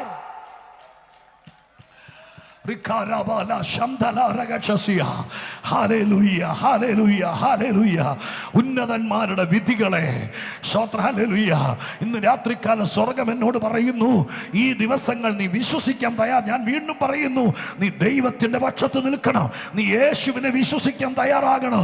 മരണത്തെ ജയിച്ച യേശുവിനെ, ദൈവ കുഞ്ഞാടിനെ, ഇസ്രായേലിന്റെ രാജാവായിരുന്നവൻ, ഇന്ന് രാത്രിക്കാലം മാനവരാശിയുടെ രക്ഷകനായവൻ ഈ രാത്രി ഇവിടെ ഉണ്ടെന്ന് വിശ്വസിക്കാൻ തയ്യാറായാൽ അവരോട് ഇന്ന് രാത്രി ഞാൻ പറയാം, അവരെ ഏത് തുരുത്തിൽ കൊണ്ട് കളഞ്ഞാലും രംഗം 1, രംഗം 2, രംഗം 3 എന്ന് ശത്രു മാറി മാറി വിധിച്ചാലും അവിടെ നിന്നെല്ലാം വിടുവിക്കാൻ നിന്റെ കൂടെ ഉണ്ടെന്ന് ഇന്ന് രാത്രി ഞാൻ ആത്മാവിൽ പറയുക.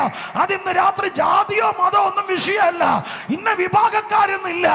ആര് യേശുവേ എന്ന് വിളിക്കുന്നു, അവന്റെ പിന്നാലെ വരാൻ തയ്യാറാകുന്നു, അവർക്ക് വേണ്ടി ഈ അത്ഭുതം ചെയ്യാൻ ദൈവപുത്രൻ വിശ്വസ്തൻ. ഹല്ലേലൂയ. നന്ദിയോടെ സ്തോത്രം. ഹല്ലേലൂയ. അപ്പൊ ഈ പത്മോസിൽ കൊണ്ട് കളഞ്ഞതും ആ ഒരു ഉദ്ദേശത്തോടെയാണ്. പക്ഷെ അവിടെയും ഇങ്ങനെയാണ് എഴുതിയിരിക്കുന്നത്, ഒരു കർത്തൃദിവസം, നമ്മുടെ ഭാഷയിൽ പറഞ്ഞ ഒരു ഞായറാഴ്ച, യോഹന്നാൻ ദൈവത്തോട് പ്രാർത്ഥിക്കാൻ വേണ്ടി ഇരിക്കുന്ന സമയത്ത് നമുക്ക് മനസ്സിലാകുന്ന ഭാഷ പറയാം. ബൈബിളിൻ്റെതായ ഒരു ഭാഷയുണ്ട്. സ്തോത്രം, ആധ്യാത്മികമാണത്. അതുപോലെ വായിച്ച് കേൾപ്പിക്കാനല്ല ഞാൻ ഇന്ന് രാത്രി ഇത്രയും ദൂരം ഇവിടെ വന്നത്. അതിൻ്റെ പൊരുൾ നിങ്ങൾക്ക് മനസ്സിലാക്കി തരാനാണ്. അതുകൊണ്ട് നിങ്ങൾക്ക് മനസ്സിലാകുന്നൊരു ഭാഷ പറയാം, നമുക്ക് മനസ്സിലാകുന്നൊരു ഭാഷ. ആ കർത്തൃദിവസത്തിൽ യേശു ക്രിസ്തു ഇറങ്ങി വന്നു. സ്തോത്രം. ഇറങ്ങി വന്നിട്ട് ഇനി ഞാൻ പറയുന്ന ഈ ദൂതിൻ്റെ പ്രസക്തമായ ഭാഗത്തേക്കുള്ള ഒരു വാതായനമാണ്. യേശു ഇറങ്ങി വന്നിട്ട്, അയ്യോ കഷ്ടമായിപ്പോയി, സാരമില്ല, ഇടയ്ക്കിടയ്ക്ക് ഞാൻ വരാം, നീ സമാധാനത്തോടെ കിടക്ക് എന്ന് പറഞ്ഞിട്ട് പോകാൻ വന്നവനല്ല യേശു. ഇന്ന് രാത്രി ഞാൻ നിങ്ങളോട് പറയാം, സ്തോത്രം, നീ രോഗക്കിടക്കയിൽ കിടക്കുമ്പോൾ, ഒരുപക്ഷെ ചെയ്യാത്ത കുറ്റത്തിന് നീ ശിക്ഷ അനുഭവിച്ച് കിടക്കുമ്പോൾ, സ്നേഹമുള്ളവരും കരുതുന്നവരും ചിലപ്പോൾ പ്രാർത്ഥിക്കുന്ന ഞങ്ങളും വന്നാൽ ഇത്രയൊക്കെ ചെയ്യാൻ പറ്റുള്ളൂ. അവിടെ കാവൽ കിടക്കാനൊന്നും പറ്റിയല്ല. ഞങ്ങൾ ആഴ്ചയിൽ ഒരിക്കൽ വരാം, പ്രാർത്ഥിക്കാട്ടോ എന്നൊക്കെ പറയാനേ പറ്റുള്ളൂ. പക്ഷെ നിന്റെ അടുക്കൽ വരുന്നത് യേശുവാണെങ്കിൽ, എത്ര പേർ അങ്ങേ അറ്റം വരെ കേൾക്കുന്നുണ്ട്? ഈ ഓൺലൈനിൽ ഞങ്ങളെ വാച്ച് ചെയ്യുന്ന എത്ര പേർ കേൾക്കുന്നുണ്ട്? നിന്റെ അടുക്കൽ വരുന്നത് യേശുവാണെങ്കിൽ നീ ഏതെങ്കിലും മഹാനഗരത്തിൻ്റെ 16ാമത്തെ നിലയിൽ ഒരു കൊച്ചു മുറിയിലിരുന്നു കൊണ്ട് നാളുകളെ ഭയപ്പെട്ടുകൊണ്ടായിരിക്കാം ഈ ദൂത് കേൾക്കുന്നത്. നിന്റെ ശരീരം പരിശോധിച്ചപ്പോൾ ഒരല്പം ശ്രോത്രം നിന്റെ ശരീരദ്രവം കുത്തിയെടുത്ത് അത് പരിശോധനയ്ക്ക് അയച്ചപ്പോൾ മാംസത്തിനൊരു ചെറിയ ഭാഗം അടർത്തിയെടുത്ത് പരിശോധനയ്ക്ക് അയച്ചപ്പോൾ നിന്റെ ആയുസ്സിൻ്റെ മധ്യത്തിൽ ജീവനെ ഖനിക്കുന്ന എന്തോ നിന്റെ മേലുണ്ടെന്നുള്ള വിധി വന്നിരിക്കുകയാണെങ്കിൽ ഇന്ന് രാത്രി ആ കിടക്കുന്ന കിടപ്പിൽ ഇരിക്കുന്ന ഇരിപ്പിൽ യേശു അല്ലാതെ ഇനി അതിനൊരു പരിഹാരമില്ലെന്ന് വിശ്വസിക്കാൻ തയ്യാറായാൽ അവർക്ക് വേണ്ടി ഇറങ്ങി വന്ന് പരിഹാരമുണ്ടാക്കുന്നവനാണ് പരിശുദ്ധനായ ദൈവത്തിന്റെ പുത്രൻ. ഹല്ലേലൂയ. അവരോടും കൂടെ കർത്താവ് ഇന്ന് രാത്രി പറയുന്നു, എവിടേക്കോ കൺവെൻഷൻ ക്രമീകരിച്ചത് അനുഗ്രഹിക്കപ്പെട്ട ശ്രോത്രം ഈ UGMI ഈ ടീമാണെങ്കിൽ ഈ അനുഗ്രഹീത സഭയാണെങ്കിലും ലോകത്തിലെവിടെയോ ചെലവില്ലാതെ ഇരുന്ന് ദൈവത്തിൻ്റെ വചനം കേൾക്കുന്ന ആരുടെയോ വീട്ടിൽ ഇത് ഫലിക്കുന്നുണ്ട്, എവിടേക്കോ അത് ചെല്ലുന്നുണ്ട്. വിശ്വസിക്കുക, നീ കിടക്കുന്നിടത്ത് യേശു വന്നാൽ ശ്രോത്രം നിന്റെ പെറ്റ അമ്മ വന്നാലും അമ്മ എത്രയുണ്ട് പൊന്നുമോളെ ഞാൻ പോകുന്നില്ല, ഞാൻ നിന്റെ കൂടെ ഇരുന്നോളാം, ഞാൻ നിനക്ക് വെള്ളം തിളപ്പിച്ച് തരാം, ഞാൻ നിനക്ക് ചൂട് വെച്ച് തരാം, നിനക്ക് ആഹാരം വാരിത്തരാം എന്ന് പറയാനേ ആ അമ്മയ്ക്കും പറ്റുള്ളൂ. പക്ഷെ യേശു വന്നാൽ, കേൾക്കണം നിങ്ങൾ കേട്ടോ, യേശു യോഹന്നാൻ്റെ അടുക്ക വന്നിട്ട് ഇവിടെ കിടന്നു, ഞാനൊരു കമ്പിളി കൊണ്ട് തരാം, ശ്രോത്രം ഞാൻ അല്പം തണൽ തരാമെന്നല്ല പറഞ്ഞത്. സ്നേഹിക്കുന്നവൻ്റെ അടുക്കൽ യേശു വന്നാൽ പരിഹാരം കൊണ്ടേ വരത്തുള്ളൂ. അതുകൊണ്ട് ഇന്ന് രാത്രി ഞാൻ പറയാം, ജീവിച്ചിരിക്കുമ്പോൾ സ്നേഹിക്കുകയാണെങ്കിൽ യേശുവിനെ സ്നേഹിക്കണം. നിങ്ങൾ യോഹന്നാനെ വേദപുസ്തകം പരിചയപ്പെടുത്തുന്നത് നിങ്ങൾ കേട്ടിട്ടുണ്ടോ? സ്തോത്രം, ഹല്ലേലൂയ. ഇന്ന് രാത്രി എന്നെ കർത്തൃദാസൻ പരിചയപ്പെടുത്തിയപ്പോൾ സന്തോഷമുള്ളൂ. സ്തോത്രം, പവർ വിഷനിലൊക്കെ എല്ലാവരും അറിയുന്നതൊക്കെ പറഞ്ഞ് കേൾക്കുമ്പോൾ സന്തോഷമാണ്. പക്ഷെ യോഹന്നാനെ ബൈബിൾ പരിചയപ്പെടുന്നത് എങ്ങനെയാണ്? പവർ വിഷനും യൂട്യൂബൊന്നും അല്ല. സ്തോത്രം, നിങ്ങൾ വായിച്ചിട്ടുണ്ടോ? ആ വാക്കിങ്ങനെയാണ്, യേശു സ്നേഹിച്ച ശിഷ്യൻ. സ്തോത്രം, മനസ്സിലായോ? ഇന്ന് രാത്രിക്കാലം ഞാൻ നിങ്ങളോട് പറയാം, ലോകത്തിൽ 1000 പേരുടെ സ്നേഹം നിനക്ക് കിട്ടിയാലും യേശുവിൻ്റെ സ്നേഹം കിട്ടുന്നത് വേറൊന്നാണ്. ഞാനതിൻ്റെ മറുവശം പറയാം. സ്തോത്രം, ഹല്ലേലൂയ. ജനിപ്പിച്ച അപ്പൻ പോലും വെറുത്താലും യേശു സ്നേഹിക്കാൻ തുടങ്ങിയാൽ അതൊരു കരുത്താണെന്ന് എത്ര പേര് അനുഭവിക്കുന്നുണ്ട്?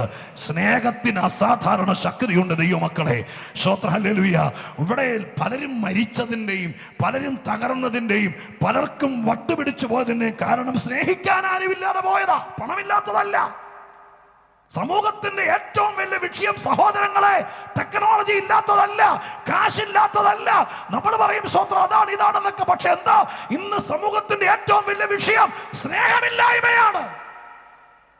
എന്തുകൊണ്ടാണ് കുടുംബ കോടതിയുടെ എണ്ണം ഇത്ര കൂടാൻ കാരണം? എന്തുകൊണ്ടാണ് സ്തോത്രം ഇത്രയും വിവാദമായിരിക്കുന്ന കാര്യങ്ങൾ? നമ്മുടെ നാട്ടിലൊക്കെ തന്നെ അറിയാലോ, ഒരുപാട് കറപ്ഷനുകൾ, ഒത്തിരി കാര്യങ്ങൾ. ഇതെല്ലാം കൂടാൻ കാരണം എന്താ? ഒറ്റ വാക്കി പറഞ്ഞ സ്നേഹമില്ലായ്മയാണ്. എന്നാൽ ഇന്ന് രാത്രി ഞാൻ തിരിച്ചു പറയാം, എന്നെ കേൾക്കുന്ന പ്രിയപ്പെട്ടവരോട്, സ്തോത്രം, നിങ്ങൾ സ്നേഹം ഈ യോഹന്നാൻ ലേഖനം എഴുതി 4-ാം അധ്യായത്തിനകത്ത് അദ്ദേഹം എഴുതിയിരിക്കുന്ന ലേഖനത്തിനകത്ത് എഴുതിയിരിക്കുന്ന ഒരു വാക്കുണ്ട്. സ്തോത്രം, യേശു സ്നേഹിക്കാൻ തുടങ്ങിയപ്പോഴാണ് സ്നേഹം എന്തെന്ന് നാം അറിഞ്ഞതെന്ന്. എത്ര ദൈവമക്കളത് കേട്ടെന്നറിയില്ല. ഞാൻ ഒന്നോടെ പറയാം, സ്നേഹം എന്തെന്നറിഞ്ഞത് കോളേജിൽ പോയപ്പോൾ ആരാണ്ടും ഐ ലവ് യു എന്ന് സ്തോത്രം എഴുതി തന്നപ്പോഴല്ല, അതൊക്കെ ചതിക്കപ്പെട്ടപ്പോൾ. ഇന്ന് രാത്രി ഇവിടെ ജീവിക്കുന്ന ദൈവമക്കൾ ചിലർ പറയും, സ്നേഹം എന്തെന്നറിഞ്ഞത് യേശുവിന്റെ സ്നേഹം അറിഞ്ഞതിന് ശേഷമാണ്. യോഹന്നാനെ വേദപുസ്തകം പരിചയപ്പെടുത്തുന്നത് സ്തോത്രം അപ്പോസ്തലനോ പ്രവാചകനോ ഒക്കെ ആയിരിക്കാം, പക്ഷെ ബൈബിൾ പരിചയപ്പെടുത്തുന്നത് യേശു സ്നേഹിച്ച ശിക്ഷ.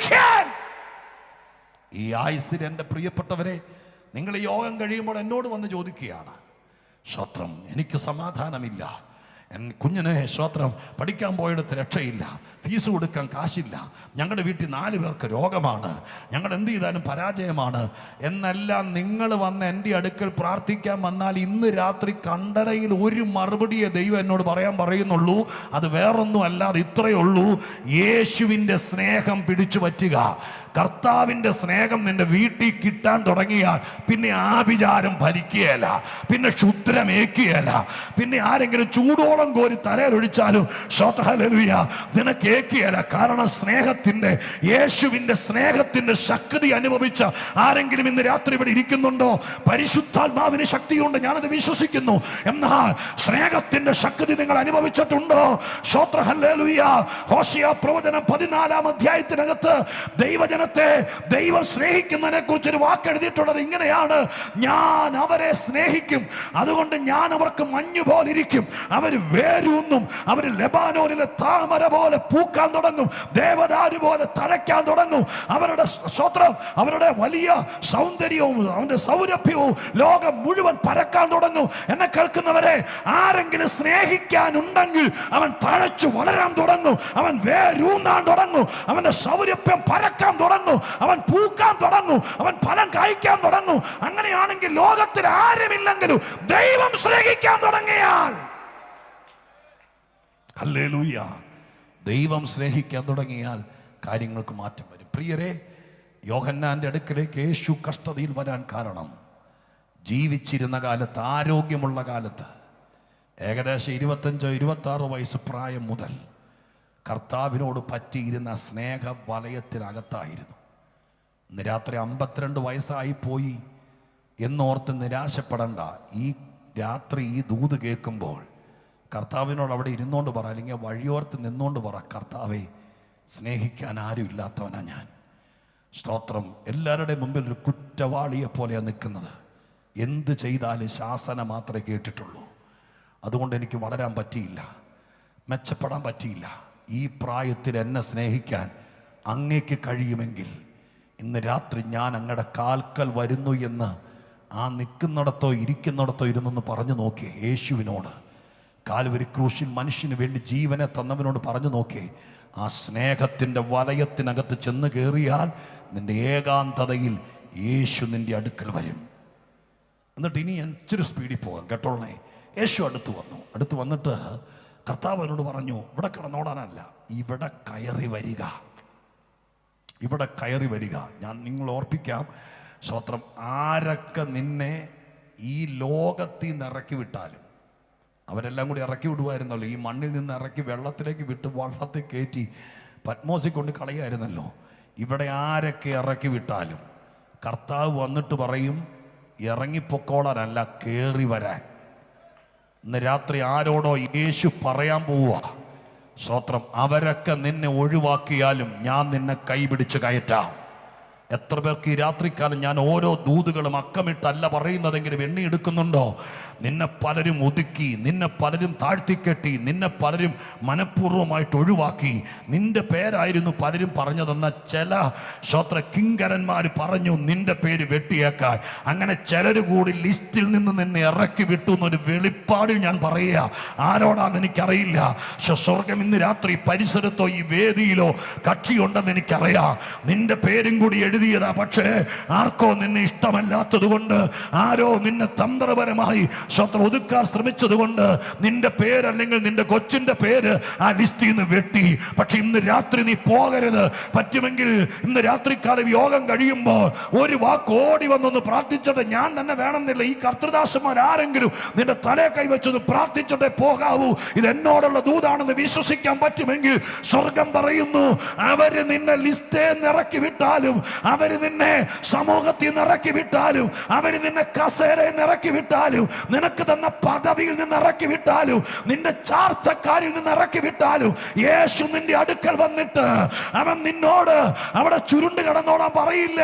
അവരെല്ലാരും കൂടി ഇറക്കി വിട്ടാൽ ഞാൻ നിന്നോട് പറയുന്നു, നീ എന്റെ കൂടെ കയറി വരിക. കയറി വരിക. ജീവിതത്തിലേക്ക് കയറി വരാൻ എത്ര പേർക്ക് ആഗ്രഹമുണ്ട്? കഴിഞ്ഞ 3 വർഷമായി ഞാൻ താഴേക്ക് പോയി. എനിക്ക് നന്നായിട്ട് അറിയുന്നൊരു ഉപവാസ പ്രാർത്ഥന അല്ലെന്നറിയാം, സുവിശേഷ യോഗത്തിന്റെ പ്രഥമ രാത്രിയാണെന്നറിയാം. പക്ഷെ ഇന്ന് രാത്രി യേശുവിന്റെ സ്നേഹം വേറൊരു രീതിയിലാണ് ഇവിടെ പ്രദർശിപ്പിക്കപ്പെടുന്നത്. അതുകൊണ്ട് ഇന്ന് രാത്രി കർത്താവിന്റെ ആത്മാവ് നിങ്ങളിൽ ചിലരെ നോക്കി പറയുന്നു, ഇന്ന് രാത്രികാലം കഴിഞ്ഞ 3 കൊല്ലമായി ഞാൻ താഴേക്ക് പോകുകയായിരുന്നു. പ്രാർത്ഥിക്കാത്ത കൊണ്ടല്ല, ഉപവസിക്കാത്ത കൊണ്ടല്ല, എൻ്റെ ശുശ്രൂഷയിൽ ഞാൻ ഡൗൺ ആയിപ്പോയി. ഏതോ അഭിഷിക്തനോട് പറയുന്നു, ഞാൻ കുറെ ഡൗൺ ആയിപ്പോയി. ഞാൻ പടിക്കെട്ടുകൾ ഇറങ്ങുകയായിരുന്നു. എൻ്റെ ബിസിനസ്സിൽ ഞാൻ ഭയങ്കരമായി താഴേക്ക് പോയി. ഇന്നെൻ്റെ കണക്ക് ഞാൻ നോക്കാറില്ല. കണക്ക് നോക്കിയാൽ എനിക്ക് വട്ടുപിടിക്കും. അതുപോലെ നഷ്ടത്തിൻ്റെ കണക്കാണ്. ഹല്ലേലൂയ. എൻ്റെ കുടുംബത്തിനകത്ത്, എൻ്റെ ഭർത്തൃ വീട്ടിൽ ഞാൻ ഒത്തിരി ഡൗൺ ആയിപ്പോയി. പലരും എന്നെ തെറ്റിദ്ധരിച്ചു. ഞാൻ ഒരുപാട് ഡിമ്മായി പോയി. ഇന്ന് രാത്രികാലം കർത്താവേ സ്തോത്രം, ഇനി മുന്നോട്ട് പോകാൻ പറ്റത്തില്ല എന്ന് പറഞ്ഞു നിൽക്കുന്ന ആരെങ്കിലും ഉണ്ടെങ്കിൽ അവരോട് ദൈവം പറയുന്നു, നീ താഴേക്ക് പോകണ്ട, ഞാൻ നിന്നോട് പറയുന്നു, കയറി വരിക, കയറി വരിക, കയറി വരിക. യേശുവിൻ്റെ കൈ പിടിച്ച് കയറി വരാൻ ഇന്ന് രാത്രി ആര് തയ്യാറാകും? ഹല്ലേലൂയ. യേശുവിൻ്റെ നാമത്തിൽ ഈ അനുഗ്രഹീതമായിരിക്കുന്ന ജനുവരി മാസം 15-ാം തീയതി എത്ര പേർ ദൈവത്തിൽ വിശ്വസിച്ചുകൊണ്ട് പറയും, ഞാൻ ആ കയ്യെ കയറി പിടിക്കാം, സ്വർഗം നിന്നെ വലിച്ചു കയറ്റാൻ പോവുക. ഇന്ന് രാത്രിക്കാലം നീ കിടക്കുന്നതൊരു പാതാള കുഴിയിലാണ്, പത്മോസിന്റെ വലിയ തിരികല്ലുകൾക്കിടയിലാണ്. പക്ഷെ സ്വർഗം പറയുന്നു, നീ ഒരിക്കലും പൊങ്ങി വരാതിരിക്കാൻ, നിന്നെ പാറക്കെട്ടുകൾക്കകത്ത് കളഞ്ഞ നിന്നെ അതിനകത്ത് നിന്ന് യോസേപ്പിനെ പിടിച്ചു കയറ്റിയവൻ സഹോദരന്മാർ ഇറക്കി വിട്ടവനെ, കുഴിയിൽ തള്ളിയവനെ, കിട്ടിയ കാശിന് വിറ്റവനെ കൈപിടിച്ച് ഉയർത്തിയവൻ ഇന്ന് രാത്രി ഈ യോഗത്തിന്റെ നടുവിലൂടെ ഉലാവുന്നു. ആ ദൈവം പറയുന്നത് കേൾക്കുന്നുണ്ടോ? ഞാൻ നിന്നെ കൈപിടിച്ച് ഉയർത്താം. ഫീസ് കൊടുക്കാൻ നിവൃത്തിയില്ലാത്തത് കൊണ്ട് നിന്റെ കുഞ്ഞിൻ്റെ പഠനം ഒരു വർഷം നിന്നുപോയെങ്കിൽ, വീട്ടിലിരിക്കുകയാണെങ്കിൽ സ്വർഗം പറയുന്നു, ഞാൻ കൈപിടിച്ച് ഉയർത്താം. അതിനിന്ന് രാത്രികാലം ഞങ്ങളെ ആരെയും പ്രത്യേകം വന്നൊന്നും കാണണ്ട. ആ ഇരിക്കുന്ന ഇരിപ്പിൽ യേശുവിനെ വിളിച്ചുകൊണ്ടിരിക്കുക. യോഗത്തിൻ്റെ ഞാൻ എൻ്റെ ഒരു സിസ്റ്റമാറ്റിക് ആയിട്ടല്ല പ്രസംഗം പോയെന്ന് എനിക്കറിയാം, പക്ഷെ സമയം ഓടുന്നത് എനിക്കറിയാം. അതുകൊണ്ട് അവസാനം പ്രത്യേകിച്ച് ഒരു കൺക്ലൂഷനൊക്കെ പറയാൻ പറ്റുമെന്ന് എനിക്കറിയില്ല. അതുകൊണ്ട് ഇന്ന് രാത്രികാലം ഒരുപാട് പണം ചെലവാക്കി, ഒത്തിരി ഞാൻ ഓടി, ഒരുപാട് പേരെ കണ്ടു, പക്ഷെ താഴേക്കാണ് ഈ 15 ദിവസത്തെ 2025 കയറിയിട്ടും 15 ദിവസത്തെ കണക്ക് നോക്കിയിട്ടും ശുഭാപ്തി വിശ്വാസത്തോടെയാ കയറിയതെങ്കിലും താഴേക്കാണ് കർത്താവേ, സർവശക്തരെ താഴേക്കാണ് എന്ന് പറയുന്നവരുണ്ടെങ്കിൽ അവരുടെ കരം സ്വർഗത്തിലേക്ക് നീട്ടിക്കൊടുത്തിട്ട് പറ, ഈ കയ്യെ പിടിച്ച് വലിച്ചു കയറ്റ ആരുമില്ല, എനിക്ക് ഇനി കടം മേടിക്കാനില്ല, പരീക്ഷ കൊടുത്ത് മുടിഞ്ഞു, ഇനി ചികിത്സിക്കാൻ വകയില്ല. കൈപിടിച്ച് കയറ്റാൻ പറഞ്ഞ കൈപിടിച്ച് കയറ്റുന്നവനാ ദൈവം. യേശു പറഞ്ഞു, ഇവിടെ കയറി വരിക. ഒരു വാക്കോടെ പറഞ്ഞ് 2 വാക്കോടെ വായിച്ചാൽ അവസാന ഭാഗത്തേക്ക് വരാം. ഇവിടെ കയറി വരാൻ പറയുന്ന കൂടത്തിൽ ചുമ്മാ കർത്താവ് ഇവിടെ ഇരുന്ന് ബോറടിക്കുവാണെങ്കിൽ വാ നമുക്കൊന്ന് കറങ്ങിയിട്ട് വരാം എന്ന് പറയുന്ന ലാഘവത്തിലല്ല യേശു പറഞ്ഞത്. 4-ാം അധ്യായത്തിൽ പറഞ്ഞത് ഇങ്ങനെയാണ്, ഇവിടെ കയറി വരിക, മേലാൽ സംഭവിപ്പാനുള്ളത് ഞാൻ നിന്നെ കാണിച്ചു തരാം. ഞാൻ അതിനൊന്ന് ക്രോഡീകരിച്ച് നിങ്ങൾക്ക് തരാം. അത് വെളിപ്പാട് പുസ്തകത്തിൻ്റെ ദൂതാണ്, നിത്യസ്വർഗത്തെക്കുറിച്ചുള്ള കാഴ്ചപ്പാടിനാണ്. ഞാൻ സമ്മതിക്കുന്നു. പക്ഷെ ഇന്ന് രാത്രി വെളിപ്പാട് പുസ്തകത്തിൻ്റെ ക്ലാസ് എടുക്കുകയല്ല ഈ പരസ്യ സ്ഥലത്ത്, മറിച്ച് എൻ്റെ യേശുവിന് എന്ത് ചെയ്യാൻ കഴിയുമെന്ന് നിങ്ങളെ ഓർപ്പിക്കുകയാണ്. ഞാൻ തുടക്കത്തിൽ പറഞ്ഞല്ലോ, മൂപ്പന്മാരിൽ ഒരുവൻ ചൂണ്ടിക്കാണിച്ചു, അവന് മനുഷ്യരുടെ ഇടയിൽ ചിലത് ചെയ്യാൻ കഴിയും. അതാണ് ഇന്ന് രാത്രി എൻ്റെ സന്ദേശത്തിൻ്റെ ഉള്ളടക്കം. മരിച്ച് കല്ലറയിൽ ഒതുങ്ങിയവനല്ല, ഇന്നും മരണത്തെ ജയിച്ച് സ്വർഗത്തിലിരുന്നോണ്ട് മനുഷ്യന് വേണ്ടി ചിലത് ചെയ്യുന്നവനാണ് യേശു എന്ന് ഈ പരസ്യ സ്ഥലത്തിൻ്റെ ശക്തി മുഴുവനെടുത്ത് അനുഭവത്തിലൂടെയും വചനത്തിലൂടെയും ഉറക്കെ പറയുമ്പോൾ, കർത്താവ് എന്തെങ്കിലും ചെയ്തിട്ടുള്ളവരുടെ നന്ദി ഇതിനകത്തുണ്ടെങ്കിൽ അവർ കരമുയർത്തി ദൈവത്തോട് പറ, സ്വർഗത്തിലിരുന്ന് അവൻ എനിക്ക് വേണ്ടി പ്രവർത്തിച്ചിട്ടുണ്ട്, പ്രവർത്തിക്കുന്നുണ്ട്. സ്തോത്രം ചെയ്യുന്നു. യേശു പറഞ്ഞത് ചുമ്മാ വരാനല്ല, മേലാൽ സംഭവിപ്പാനുള്ളത് ഞാൻ നിനക്ക് കാണിച്ചു തരാം. ഇത്രയും മനസ്സിൽ കരുത്. ഇനി ജീവിതത്തിൽ ഒന്നും കാണാനില്ല എന്ന് വിചാരിച്ചാണ് ഈ പത്മോസിലേക്ക് കടത്തപ്പെട്ടത്. ഡോക്ടർമാരൊക്കെ ചിലപ്പോൾ മേജർ കേസാണെങ്കിൽ പറയില്ലേ, ഞങ്ങളെക്കൊണ്ട് ചെയ്യാവുന്നതെല്ലാം ചെയ്യാം, പക്ഷെ നീണ്ട കടലാസ് എടുത്ത് കയ്യിൽ തരും, ഉത്തരവാദിത്തപ്പെട്ടവൻ്റെ കയ്യിൽ, ഇതിനകത്ത് ഒപ്പിട്ട് തരണം. എന്തിനാ ഒപ്പിടുന്നേ? കാശ് മുഴുവൻ കൊടുത്തേക്കാന്നും പറഞ്ഞുകൊണ്ടല്ല ഒപ്പിടുന്നേ. ആ ഒപ്പിടുന്നത് ഇങ്ങനെയാണ്, എന്തും സംഭവിക്കാം.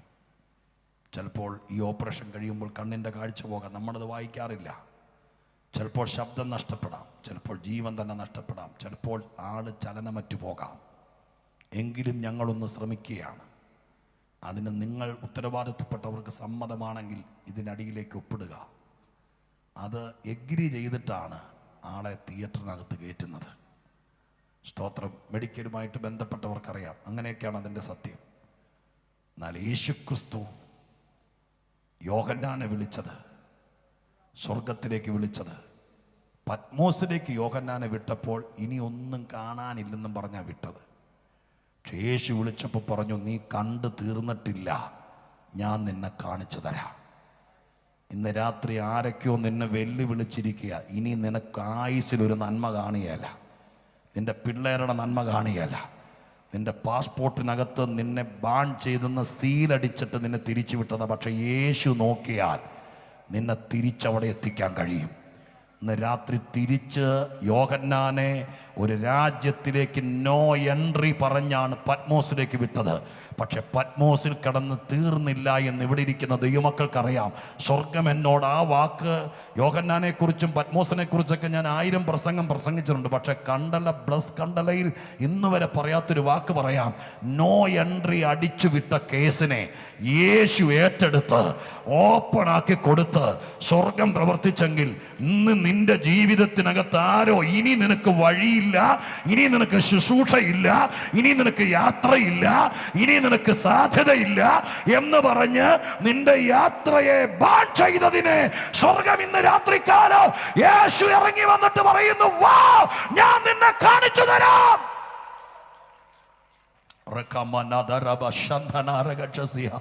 വിശ്വസിക്കാമെങ്കിൽ ഇന്ന് രാത്രി അമർന്ന് കർത്താവിൻ്റെ കൈക്കീഴി അമർന്നിരുന്ന് സ്തോത്രം ചെയ്തു. കർത്താവിന് ചെയ്യാൻ പോകുകയാണ്. ഇനി നിന്റെ അപ്പൻ്റെ വീട്ടിലേക്ക് നിനക്ക് തിരിച്ചൊരു യാത്ര ഇല്ല എന്ന് യാക്കോബ് ഒരിക്കൽ വിചാരിച്ചതാണ്. നോ എൻട്രി അടിച്ചു. ആര്? യേശാവ്, സ്വന്തം സഹോദരൻ. ഇല്ല എന്ന് പറഞ്ഞ സ്ഥാനത്ത് സ്വർഗം പറഞ്ഞു, ഇല്ല, നീ എഴുന്നേറ്റ് രക്ഷപ്പെട്ടോടാനല്ല, അപ്പൻ്റെ വീട്ടിലേക്ക് പോകാം. ഇന്ന് രാത്രി ആരോടോ സ്വർഗം പറയുന്നു, നിന്നോട് ഇനി കയറ്റത്തില്ലെന്ന് പറഞ്ഞ വീട്ടിലേക്ക്, നിനക്ക് പ്രവേശനമില്ലെന്ന് പറഞ്ഞ നാട്ടിലേക്ക്, നിന്നെ ഇനി വരുത്തത്തില്ലെന്ന് പറഞ്ഞ അധികാരത്തിലേക്ക്, നിനക്കിനി സാധ്യതയില്ലെന്ന് പറഞ്ഞ പൊസിഷനിലേക്ക് സ്വർഗസ്ഥനായ ദൈവം നിങ്ങളെയോ നിങ്ങളുടെ വീട്ടിലാരെയോ ഇന്ന് രാത്രി ക്ഷണിക്കുന്നുണ്ട്. അതിന്ന് രാത്രികാല യേശുവിന്റെ നാമത്തിൽ സ്വർഗം ഒരിക്കൽ കൂടി ഞാൻ ആ ദൂത് തറപ്പിച്ചു പറയുന്നു. നോ എൻട്രി അടിച്ചതിനെ സ്വർഗം ഇന്ന് രാത്രികാലം തിരുത്തുന്നു.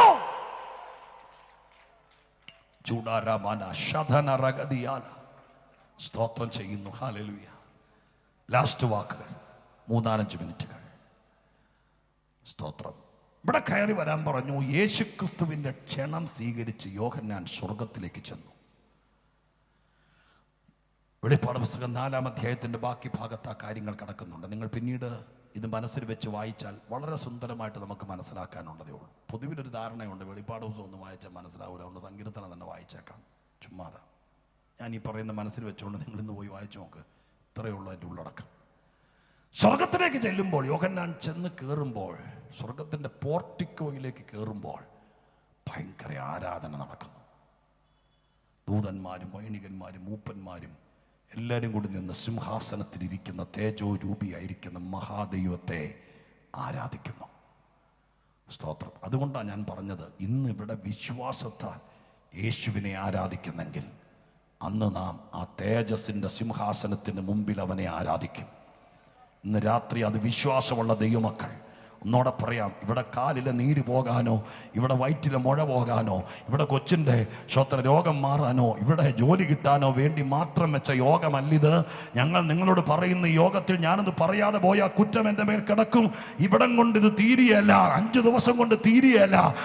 ഇതിനകത്ത് നിങ്ങൾക്ക് യേശുവിനെ ഉള്ളിൽ കിട്ടിയാൽ നിങ്ങളെ സ്വർഗസ്ഥനായ ദൈവം അങ്ങ് കൊണ്ട് നിർത്തും. എവിടാന്നറിയാമോ? ലോകത്തിൽ വലിയ ന്യൂയോർക്കിലോ ലണ്ടനിലോ അല്ല.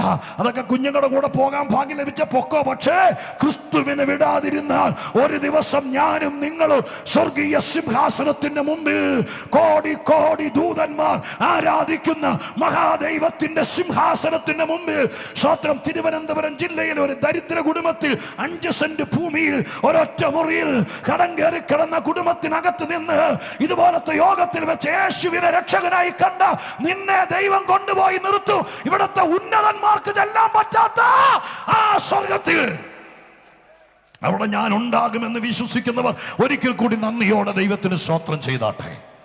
ഹല്ലേലൂയ.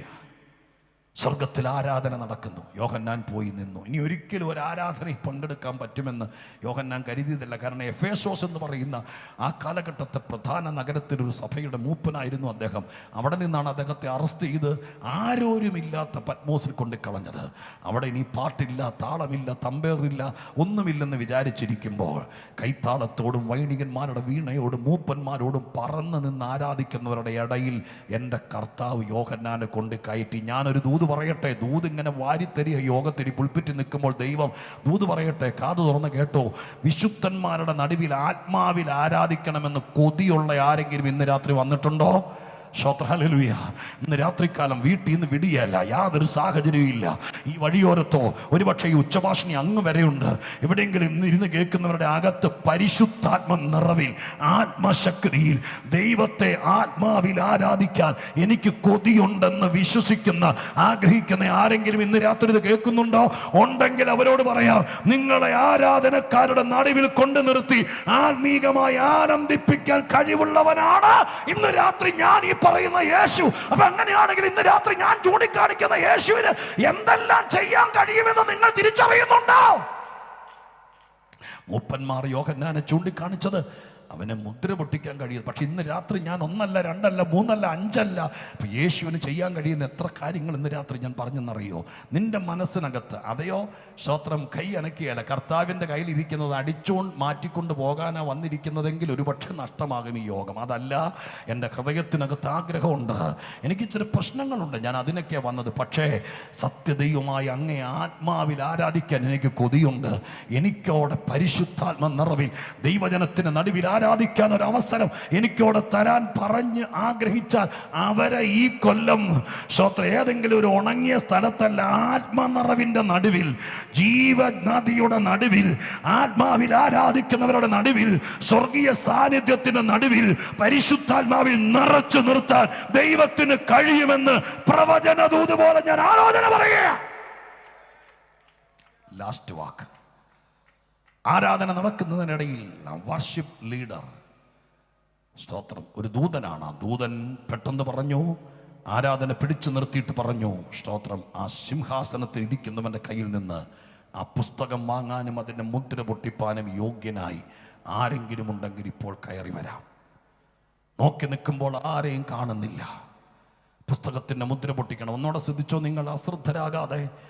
ആരാധനയ്ക്കിടയിൽ ആരാധന നിർത്തിയിട്ട് പെട്ടെന്ന് സ്തോത്രം മുമ്പിലേക്ക് കയറി വന്ന ഒരു ദൂതൻ പറയുന്നു ഈ സദസ്സിനോട്, ആ സിംഹാസനത്തിൽ ഇരിക്കുന്നവൻ്റെ കയ്യിൽ ഒരു പുസ്തകമുണ്ട്.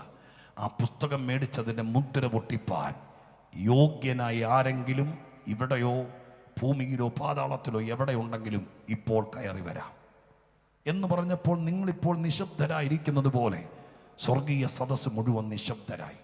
ആരുമില്ല. അവിടെയാണ് നമ്മൾ വായിച്ച കുറിവാക്യം. പുസ്തകം മേടിപ്പാനും അതിന് മുദ്ര പൊട്ടിപ്പാനും അത് തുറക്കാനും ആരെയും കാണായികയാൽ അടുത്ത വാചകം, ഞാൻ അഥവാ യോഹന്നാൻ ഇരുന്ന് കരഞ്ഞു. അവിടെ എന്നെ വല്ലാതെ ചിന്തിപ്പിച്ചു, ആശ്ചര്യപ്പെടുത്തി. അതോടെ പറഞ്ഞ് ഞാൻ നിർത്താം.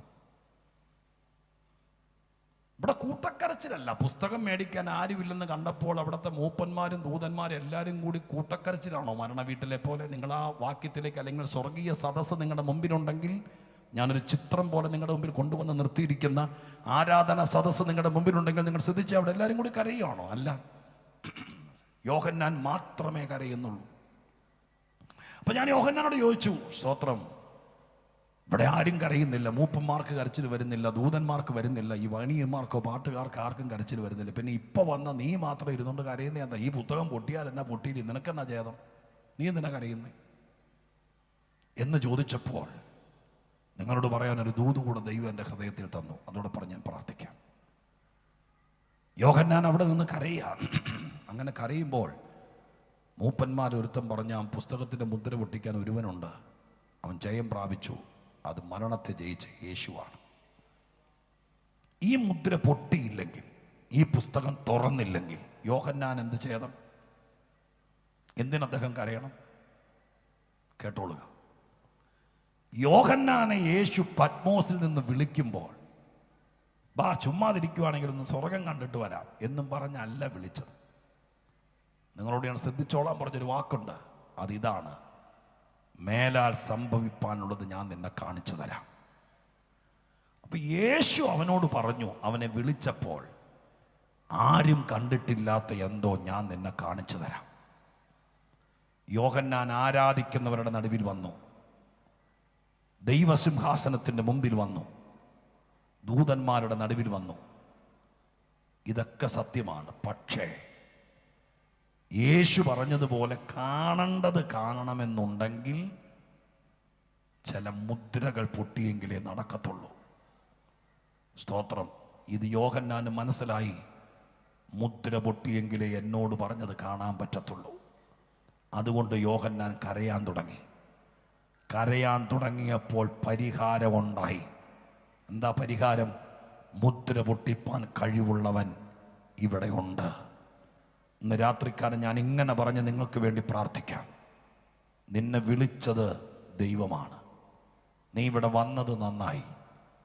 പക്ഷെ ഇവിടെ വന്ന് ദൈവത്തിൻ്റെ സന്നിധിയിൽ ഇരിക്കുമ്പോൾ നീ കാണേണ്ടത് കാണാൻ സമ്മതിക്കാതെ, സ്തോത്രം, നിന്നെ വിളിച്ചത് എന്തിനാണോ അത് നിറവേറാതെ, അതിൻ്റെ നടുവിൽ നീ കണ്ണുനീരിൽ നിൽക്കുകയാണെങ്കിൽ, ഇന്ന് രാത്രി മൂപ്പൻ ചൂണ്ടിക്കാണിച്ച ദൈവത്തിൻ്റെ കുഞ്ഞാടായ കർത്താവ്, നീ കാണേണ്ടത് കാണാൻ, എതിരെയുള്ള മുദ്രകളെ പൊട്ടിക്കാൻ അവൻ വിശ്വസ്തനായ ദൈവമാണ്. ഇന്ന് രാത്രി ഞാൻ പ്രാർത്ഥിക്കുന്നത് ഒറ്റ കാര്യത്തിനായിരിക്കും. നിന്നെ ദൈവമായ കർത്താവ് അനുഗ്രഹിക്കാമെന്ന് പറഞ്ഞിട്ടുണ്ടെങ്കിൽ, നിന്നെ ദൈവമായ കർത്താവ് ചിലത് കാണിക്കാമെന്ന് പറഞ്ഞിട്ടുണ്ടെങ്കിൽ, നീ കർത്താവിൻ്റെ പക്ഷം നിൽക്കാം. ദൈവപുത്രനായ യേശുവിനെ ഞാൻ മരണം വരെയും സ്നേഹിക്കാം. അതൊക്കെ നമ്മുടെ ഇടയ്ക്ക് പറഞ്ഞല്ലോ. ആ കർത്താവിൻ്റെ മകനായി മകളായി ജീവിക്കാം. എൻ്റെ ജീവിതത്തിനകത്ത് ചില വിഷയങ്ങളുടെ മുദ്ര പൊട്ടാനുണ്ട്. അത് പൊട്ടിയാൽ സർവശക്തനായ ദൈവം എന്നെ കാണിക്കാമെന്ന് പറഞ്ഞതിൻ്റെ കലവറ തുറക്കപ്പെടും. ഞാൻ ഇങ്ങനെ വെളിപ്പാട് പുസ്തകത്തെക്കുറിച്ച് പറഞ്ഞു നിർത്താം. 6-ാം അധ്യായം മുതൽ ഓരോ മുദ്ര പൊട്ടുമ്പോഴാണ് ഓരോന്ന് കാണാൻ തുടങ്ങിയത്. അങ്ങനെയാണെങ്കിൽ ഇന്ന് രാത്രി ചിലത് സ്വർഗം പൊട്ടിക്കാൻ പോവുക. നിന്നെ കാണിക്കാതിരിക്കാൻ വേണ്ടി തടഞ്ഞു വെച്ചിരിക്കുന്ന ചില ശക്തികളെയും അതിൻ്റെ മുദ്രകളെയും സ്വർഗം ഇന്ന് രാത്രി പൊട്ടിക്കട്ടെ. യേശുവിൻ്റെ നാമത്തിൽ ഞാൻ വെളിപ്പാട് പുസ്തകത്തിൻ്റെ അതേ കാര്യങ്ങൾ എടുത്തു പറയുകയല്ല, ഞാനൊരു ദൂത് പറയുക. നീ പ്രാർത്ഥിക്കുന്നവരുടെ നടുവിലെത്തി, നീ ദൈവദാസന്മാരുടെ മുമ്പിലെത്തി, നീ യോഗത്തിന് നടുവിലെത്തി, എന്നിട്ടും നിന്നെ ചിലത് കാണിക്കത്തില്ലെന്നുള്ള ശത്രുവിൻ്റെ വാദം ഇന്ന് രാത്രി നിന്റെ ഒരു നന്മ കാണാൻ അനുവദിക്കത്തില്ലെന്നും നിന്റെ ജീവിതത്തിൽ നന്മ വരത്തില്ലെന്നുള്ള ശക്തമായ എതിര്, അത് ഇന്ന് രാത്രി പൊട്ടിച്ച് പുറത്തു കൊണ്ടുവരാൻ കരുത്തനായവൻ ഒരുത്തനേ ഉള്ളൂ. അത് മരണത്തെ ജയിച്ച യേശുവാണ്. ഞാൻ ഇന്ന് രാത്രി ഇത്രയും നേരം ചൂണ്ടിക്കാണിച്ചത് നിന്റെ ജീവിതത്തിന് നേരെ, നിന്റെ കൂട്ടായ്മയ്ക്ക് നേരെ, നിന്റെ കുടുംബജീവിതത്തിന് നേരെ, നിന്റെ തലമുറയെ കാണിക്കത്തില്ല, നിന്റെ നന്മയെ കാണിക്കത്തില്ലെന്ന് പറഞ്ഞ് അടച്ചു വെച്ച കല്ലിനെ പോലും പൊട്ടിച്ച് അതിനെ പുറത്തു കൊണ്ടുവരാൻ കഴിവുള്ളവനായ കർത്താവിൻ്റെ വിശ്വസ്തത ഇന്ന് രാത്രികാലം എത്ര പേർ ആത്മാവിൽ തിരിച്ചറിയാൻ തയ്യാറാകും? അവർക്ക് വേണ്ടി ഒരു വാക്ക് പ്രാർത്ഥിക്കാൻ ഒരുങ്ങുകയാണ്. ചില മുദ്രകൾ പൊട്ടിയാൽ ഈ 15-ാം തീയതി രാത്രി യേശു നിന്റെ ജീവിതത്തിൽ ചില മുദ്രകളെ പൊട്ടിക്കാൻ തുടങ്ങട്ടെ. വെളിപ്പാട് പുസ്തകത്തിൽ 1, 2, 3, 4 എന്ന് മുദ്രകൾ പൊട്ടിക്കുന്നു. ആരും കാണാത്തത് വെളിപ്പെടുന്നു. നമുക്ക് ഒരുമിച്ചൊന്ന് എഴുന്നേറ്റ് നിൽക്കാം. ദൈവസന്നിധിയിൽ എഴുന്നേറ്റ് നിൽക്കാം. പ്രാർത്ഥിക്കാൻ വേണ്ടി എഴുന്നേറ്റ് നിൽക്കാം. ദൈവസന്നിധിയിൽ 2 അല്ലെങ്കിൽ 3 മിനിറ്റ് എല്ലാവരും എഴുന്നേറ്റ് നിൽക്കുക. ദൈവസന്നിധിയിൽ ഇന്ന് രാത്രികാലം എത്ര പേർ വിശ്വസിക്കുന്നു? ആദ്യം മുതൽ പറഞ്ഞ ദൈവത്തിൻ്റെ ആലോചനകൾ, കർത്താവിൻ്റെ തിരുസന്നിധാനത്തിൽ അങ്ങനെ വിശ്വസിക്കുന്നവർ, എഴുന്നേറ്റ് നിൽക്കുന്നവർ, ഒരു പ്രാർത്ഥനയിൽ കൂടെ പങ്കെടുത്തിട്ട് പോകാൻ നിങ്ങൾക്ക് മനസ്സുണ്ടെങ്കിൽ, ചിലപ്പോൾ ഈ പ്രാർത്ഥനയിൽ ചില വിഷയങ്ങളെ ദൈവം പൊട്ടിച്ച് കളയുമായിരിക്കും. സ്വർഗം അത് ചെയ്യും. ചില രോഗങ്ങൾ രോഗമായിരിക്കില്ല, അതിൻ്റെ പുറത്ത് ശത്രു വെച്ചിരിക്കുന്ന മുദ്ര ഇന്ന് രാത്രി പൊട്ടട്ടെ. സ്വർഗം അത് ചെയ്യട്ടെ. നീ കാണേണ്ട നന്മ നിന്നെ കാണിക്കാതിരിക്കാനുള്ള തടസ്സങ്ങളെ സ്വർഗം ഇന്ന് രാത്രി പൊട്ടിക്കട്ടെ. യേശുവിൻ്റെ നാമത്തിൽ വിശ്വസിക്ക്. എഴുന്നേറ്റ് നിൽക്കുന്നവരെല്ലാം എഴുന്നേറ്റ് നിന്ന് കണ്ണുകൾ അടയ്ക്ക്. ഇനി ഇടത്തും വലത്തും നോക്കരുത്. വേഗത്തിൽ 2-3 മിനിറ്റുകൾ സ്വർഗം നിന്നോട് പറയുന്നു, നീ ഒരു ഗ്രാമത്തിൽ തമ്പടിച്ച് പോകേണ്ടവനല്ല, നീ 4 ചുമരുകൾക്കകത്ത് ഒതുങ്ങേണ്ടവനല്ല, നീ സ്തോത്രം ഗിദയോൻ കടക്കോ റാമാന ഷിഖാന യസ്തനാരി എഴുന്നേറ്റ് നിൽക്കുന്നവർ നിർവിചാരികളായി നിൽക്കാതെ ഒരു സെക്കൻഡ് നമുക്ക് കളയാനില്ല സഹോദരങ്ങളെ. അതുകൊണ്ട് വേഗത്തിൽ കണ്ണുകളടച്ചാട്ടെ, സ്തോത്രം ചെയ്താട്ടെ. ഈ പ്രഥമ രാത്രി ആത്മശക്തിയോടെ പറഞ്ഞ ദൈവത്തിൻ്റെ ആലോചന എത്ര പേർ ഏറ്റെടുത്തിട്ട് സ്തോത്രം ചെയ്ത് പറയും? ഇന്ന് രാത്രി ഗിദയോൻ 5 കറ്റകൾക്ക് കാവൽ കിടക്കുകയാണ്. മിദ്യാനിൽ മുഴുവൻ കൊയ്തുകൊണ്ട് പോവുകയാണ്. ദൈവത്തിന്റെ ദൂതൻ അവനെ കാത്തു നിൽക്കുക. എന്തിനാണെന്നറിയാമോ? സ്തോത്രം, നിന്റെ നന്മകൾ കൊയ്തുകൊണ്ട് പോകുന്നവനെ ഇന്ന് രാത്രി നിന്നെ കൊണ്ട് പുറത്താക്കിയിട്ട് നിന്നെ ആ വയലിന്റെ ഉടമയാക്കണം. നീ കൊയ്യുന്നവനാകണം, നീ കളപ്പുരം നിറയ്ക്കുന്നവനാകണം. അതിന് യേശുവിന്റെ സാന്നിധ്യം ഇന്ന് രാത്രി നിന്റെ മേൽ ഇറങ്ങി വരണം. കർത്താവേ എന്ന് വിളിച്ചോണ്ട് പ്രാർത്ഥിക്കുക. യേശുവേ, ഞാൻ ഒരുപാട് ധ്യാനം, പ്രാർത്ഥന, കൂട്ടായ്മയൊക്കെ കൂടിയിട്ടുണ്ട്. ഇന്ന് രാത്രികാലം പരിശുദ്ധാത്മാവേ അതീവ ശക്തിയോടെ ദൈവകൃപയോടെ കർത്താവിന്റെ മഹത്വം എന്റെ മേൽ വെളിപ്പെടണമേ എന്ന് പ്രാർത്ഥിക്കുന്നവർ വേഗത്തിൽ സ്തോത്രം ചെയ്ത് പ്രാർത്ഥിച്ചു. ഞാൻ നിങ്ങൾക്ക് വേണ്ടി പ്ലാറ്റ്ഫോമിൽ നിന്ന് പ്രാർത്ഥിക്കാം. യേശുവേ, കർത്താവേ, ഞാൻ ഒരുമിച്ച് പ്രാർത്ഥിക്കുന്നു. ഈ കരമടിക്കുന്നവർ, സ്വർഗത്തിലേക്ക് കൈ ഉയർത്തുന്നവർ, അപ്പാ എന്ന് വിളിക്കുന്നവർ, യേശുവേ എന്ന് വിളിക്കുന്നവർ, അവരുടെ മേൽ, അവരുടെ കുടുംബത്തിന്റെ മേൽ, അവരുടെ തലമുറയുടെ മേൽ യേശുവിന്റെ നാമത്തിൽ ഏതെങ്കിലും വിധത്തിൽ തടസ്സങ്ങളായി മുദ്രകൾ പോലെ കിടക്കുന്നെങ്കിൽ അങ്ങാണ് മുദ്ര പൊട്ടിക്കുന്നവൻ. ഇന്ന് രാത്രികാലം അങ്ങയാണ് വെളിപ്പാട് പുസ്തകം ചൂണ്ടിക്കാണിച്ചത്. ഒരു മനുഷ്യനെ അല്ല, ഒരു രോഗശാന്തി ശുശ്രൂഷകനെ അല്ല, ഒരു അത്ഭുത ശുശ്രൂഷകനെ അല്ല. കർത്താവേ, അങ്ങയാണ് ഞങ്ങൾ ഇന്ന് രാത്രികാലം ചൂണ്ടിക്കാണിച്ചത്. മരണത്തെ ജയിച്ച മാനവരാശിക്ക് വേണ്ടി വലിയവ ഒരുക്കിയ യേശുവിനെയാണ്. ആ യേശു ഇന്ന് രാത്രി ഈ പ്രാർത്ഥിക്കുന്നവർക്ക് വേണ്ടി ചിലത് പൊട്ടിച്ച് കളഞ്ഞവരെ സ്വതന്ത്രമാക്കട്ടെ. കർത്താവരുടെ ഭാവിക്കെതിരെ, അവരുടെ സാമ്പത്തിക മേഖലക്കെതിരെ, അവരുടെ ആത്മീകത്തിനെതിരെ, കൂട്ടായ്മയ്ക്കെതിരെയൊക്കെയുള്ള സകല മുദ്രകളും പൊട്ടി മാറട്ടെ. സ്വർഗം അത് ചെയ്യുമെന്ന് വിശ്വസിക്കുന്നു. നസ്രയനായ യേശുവിന്റെ നാമത്തിൽ വെളിപ്പാട് പുസ്തകം 5:5 മുദ്ര പൊട്ടിപ്പാൻ ഒരുവൻ ജയം പ്രാപിച്ചിരിക്കുന്നു. രാത്രി മുതൽ സ്വർഗം അത് ചെയ്യട്ടെ. മഹത്വം അങ്ങേക്ക്. യേശുവിൻ നാമത്തിൽ പ്രാർത്ഥിക്കുന്നു. കേൾക്കണമേ സ്വർഗീയ പിതാവേ. കരമടിച്ചു ദൈവത്തിന് നന്ദിയോടെ സ്തോത്രം ചെയ്തോട്ടെ. എല്ലാവരും കൂടി ചേർന്ന് ഒരല്പസമയം കൂടി കർത്താവിന്റെ നാമത്തെ ഉയർത്തിക്കൊണ്ട് ആ മുദ്രകൾ പൊട്ടിക്കുന്നവൻ യേശുവാണ്. നിന്റെ അടുക്കലുണ്ട്. ഇന്ന് രാത്രി ഗ്രൗണ്ട് വിട്ട് പോകുന്നതിനേക്കാൾ മുമ്പ് സംഭവിക്കുമെന്ന് ഓർത്ത് കരമടിച്ച ദൈവത്തെ സ്തുതിച്ചാട്ടെ.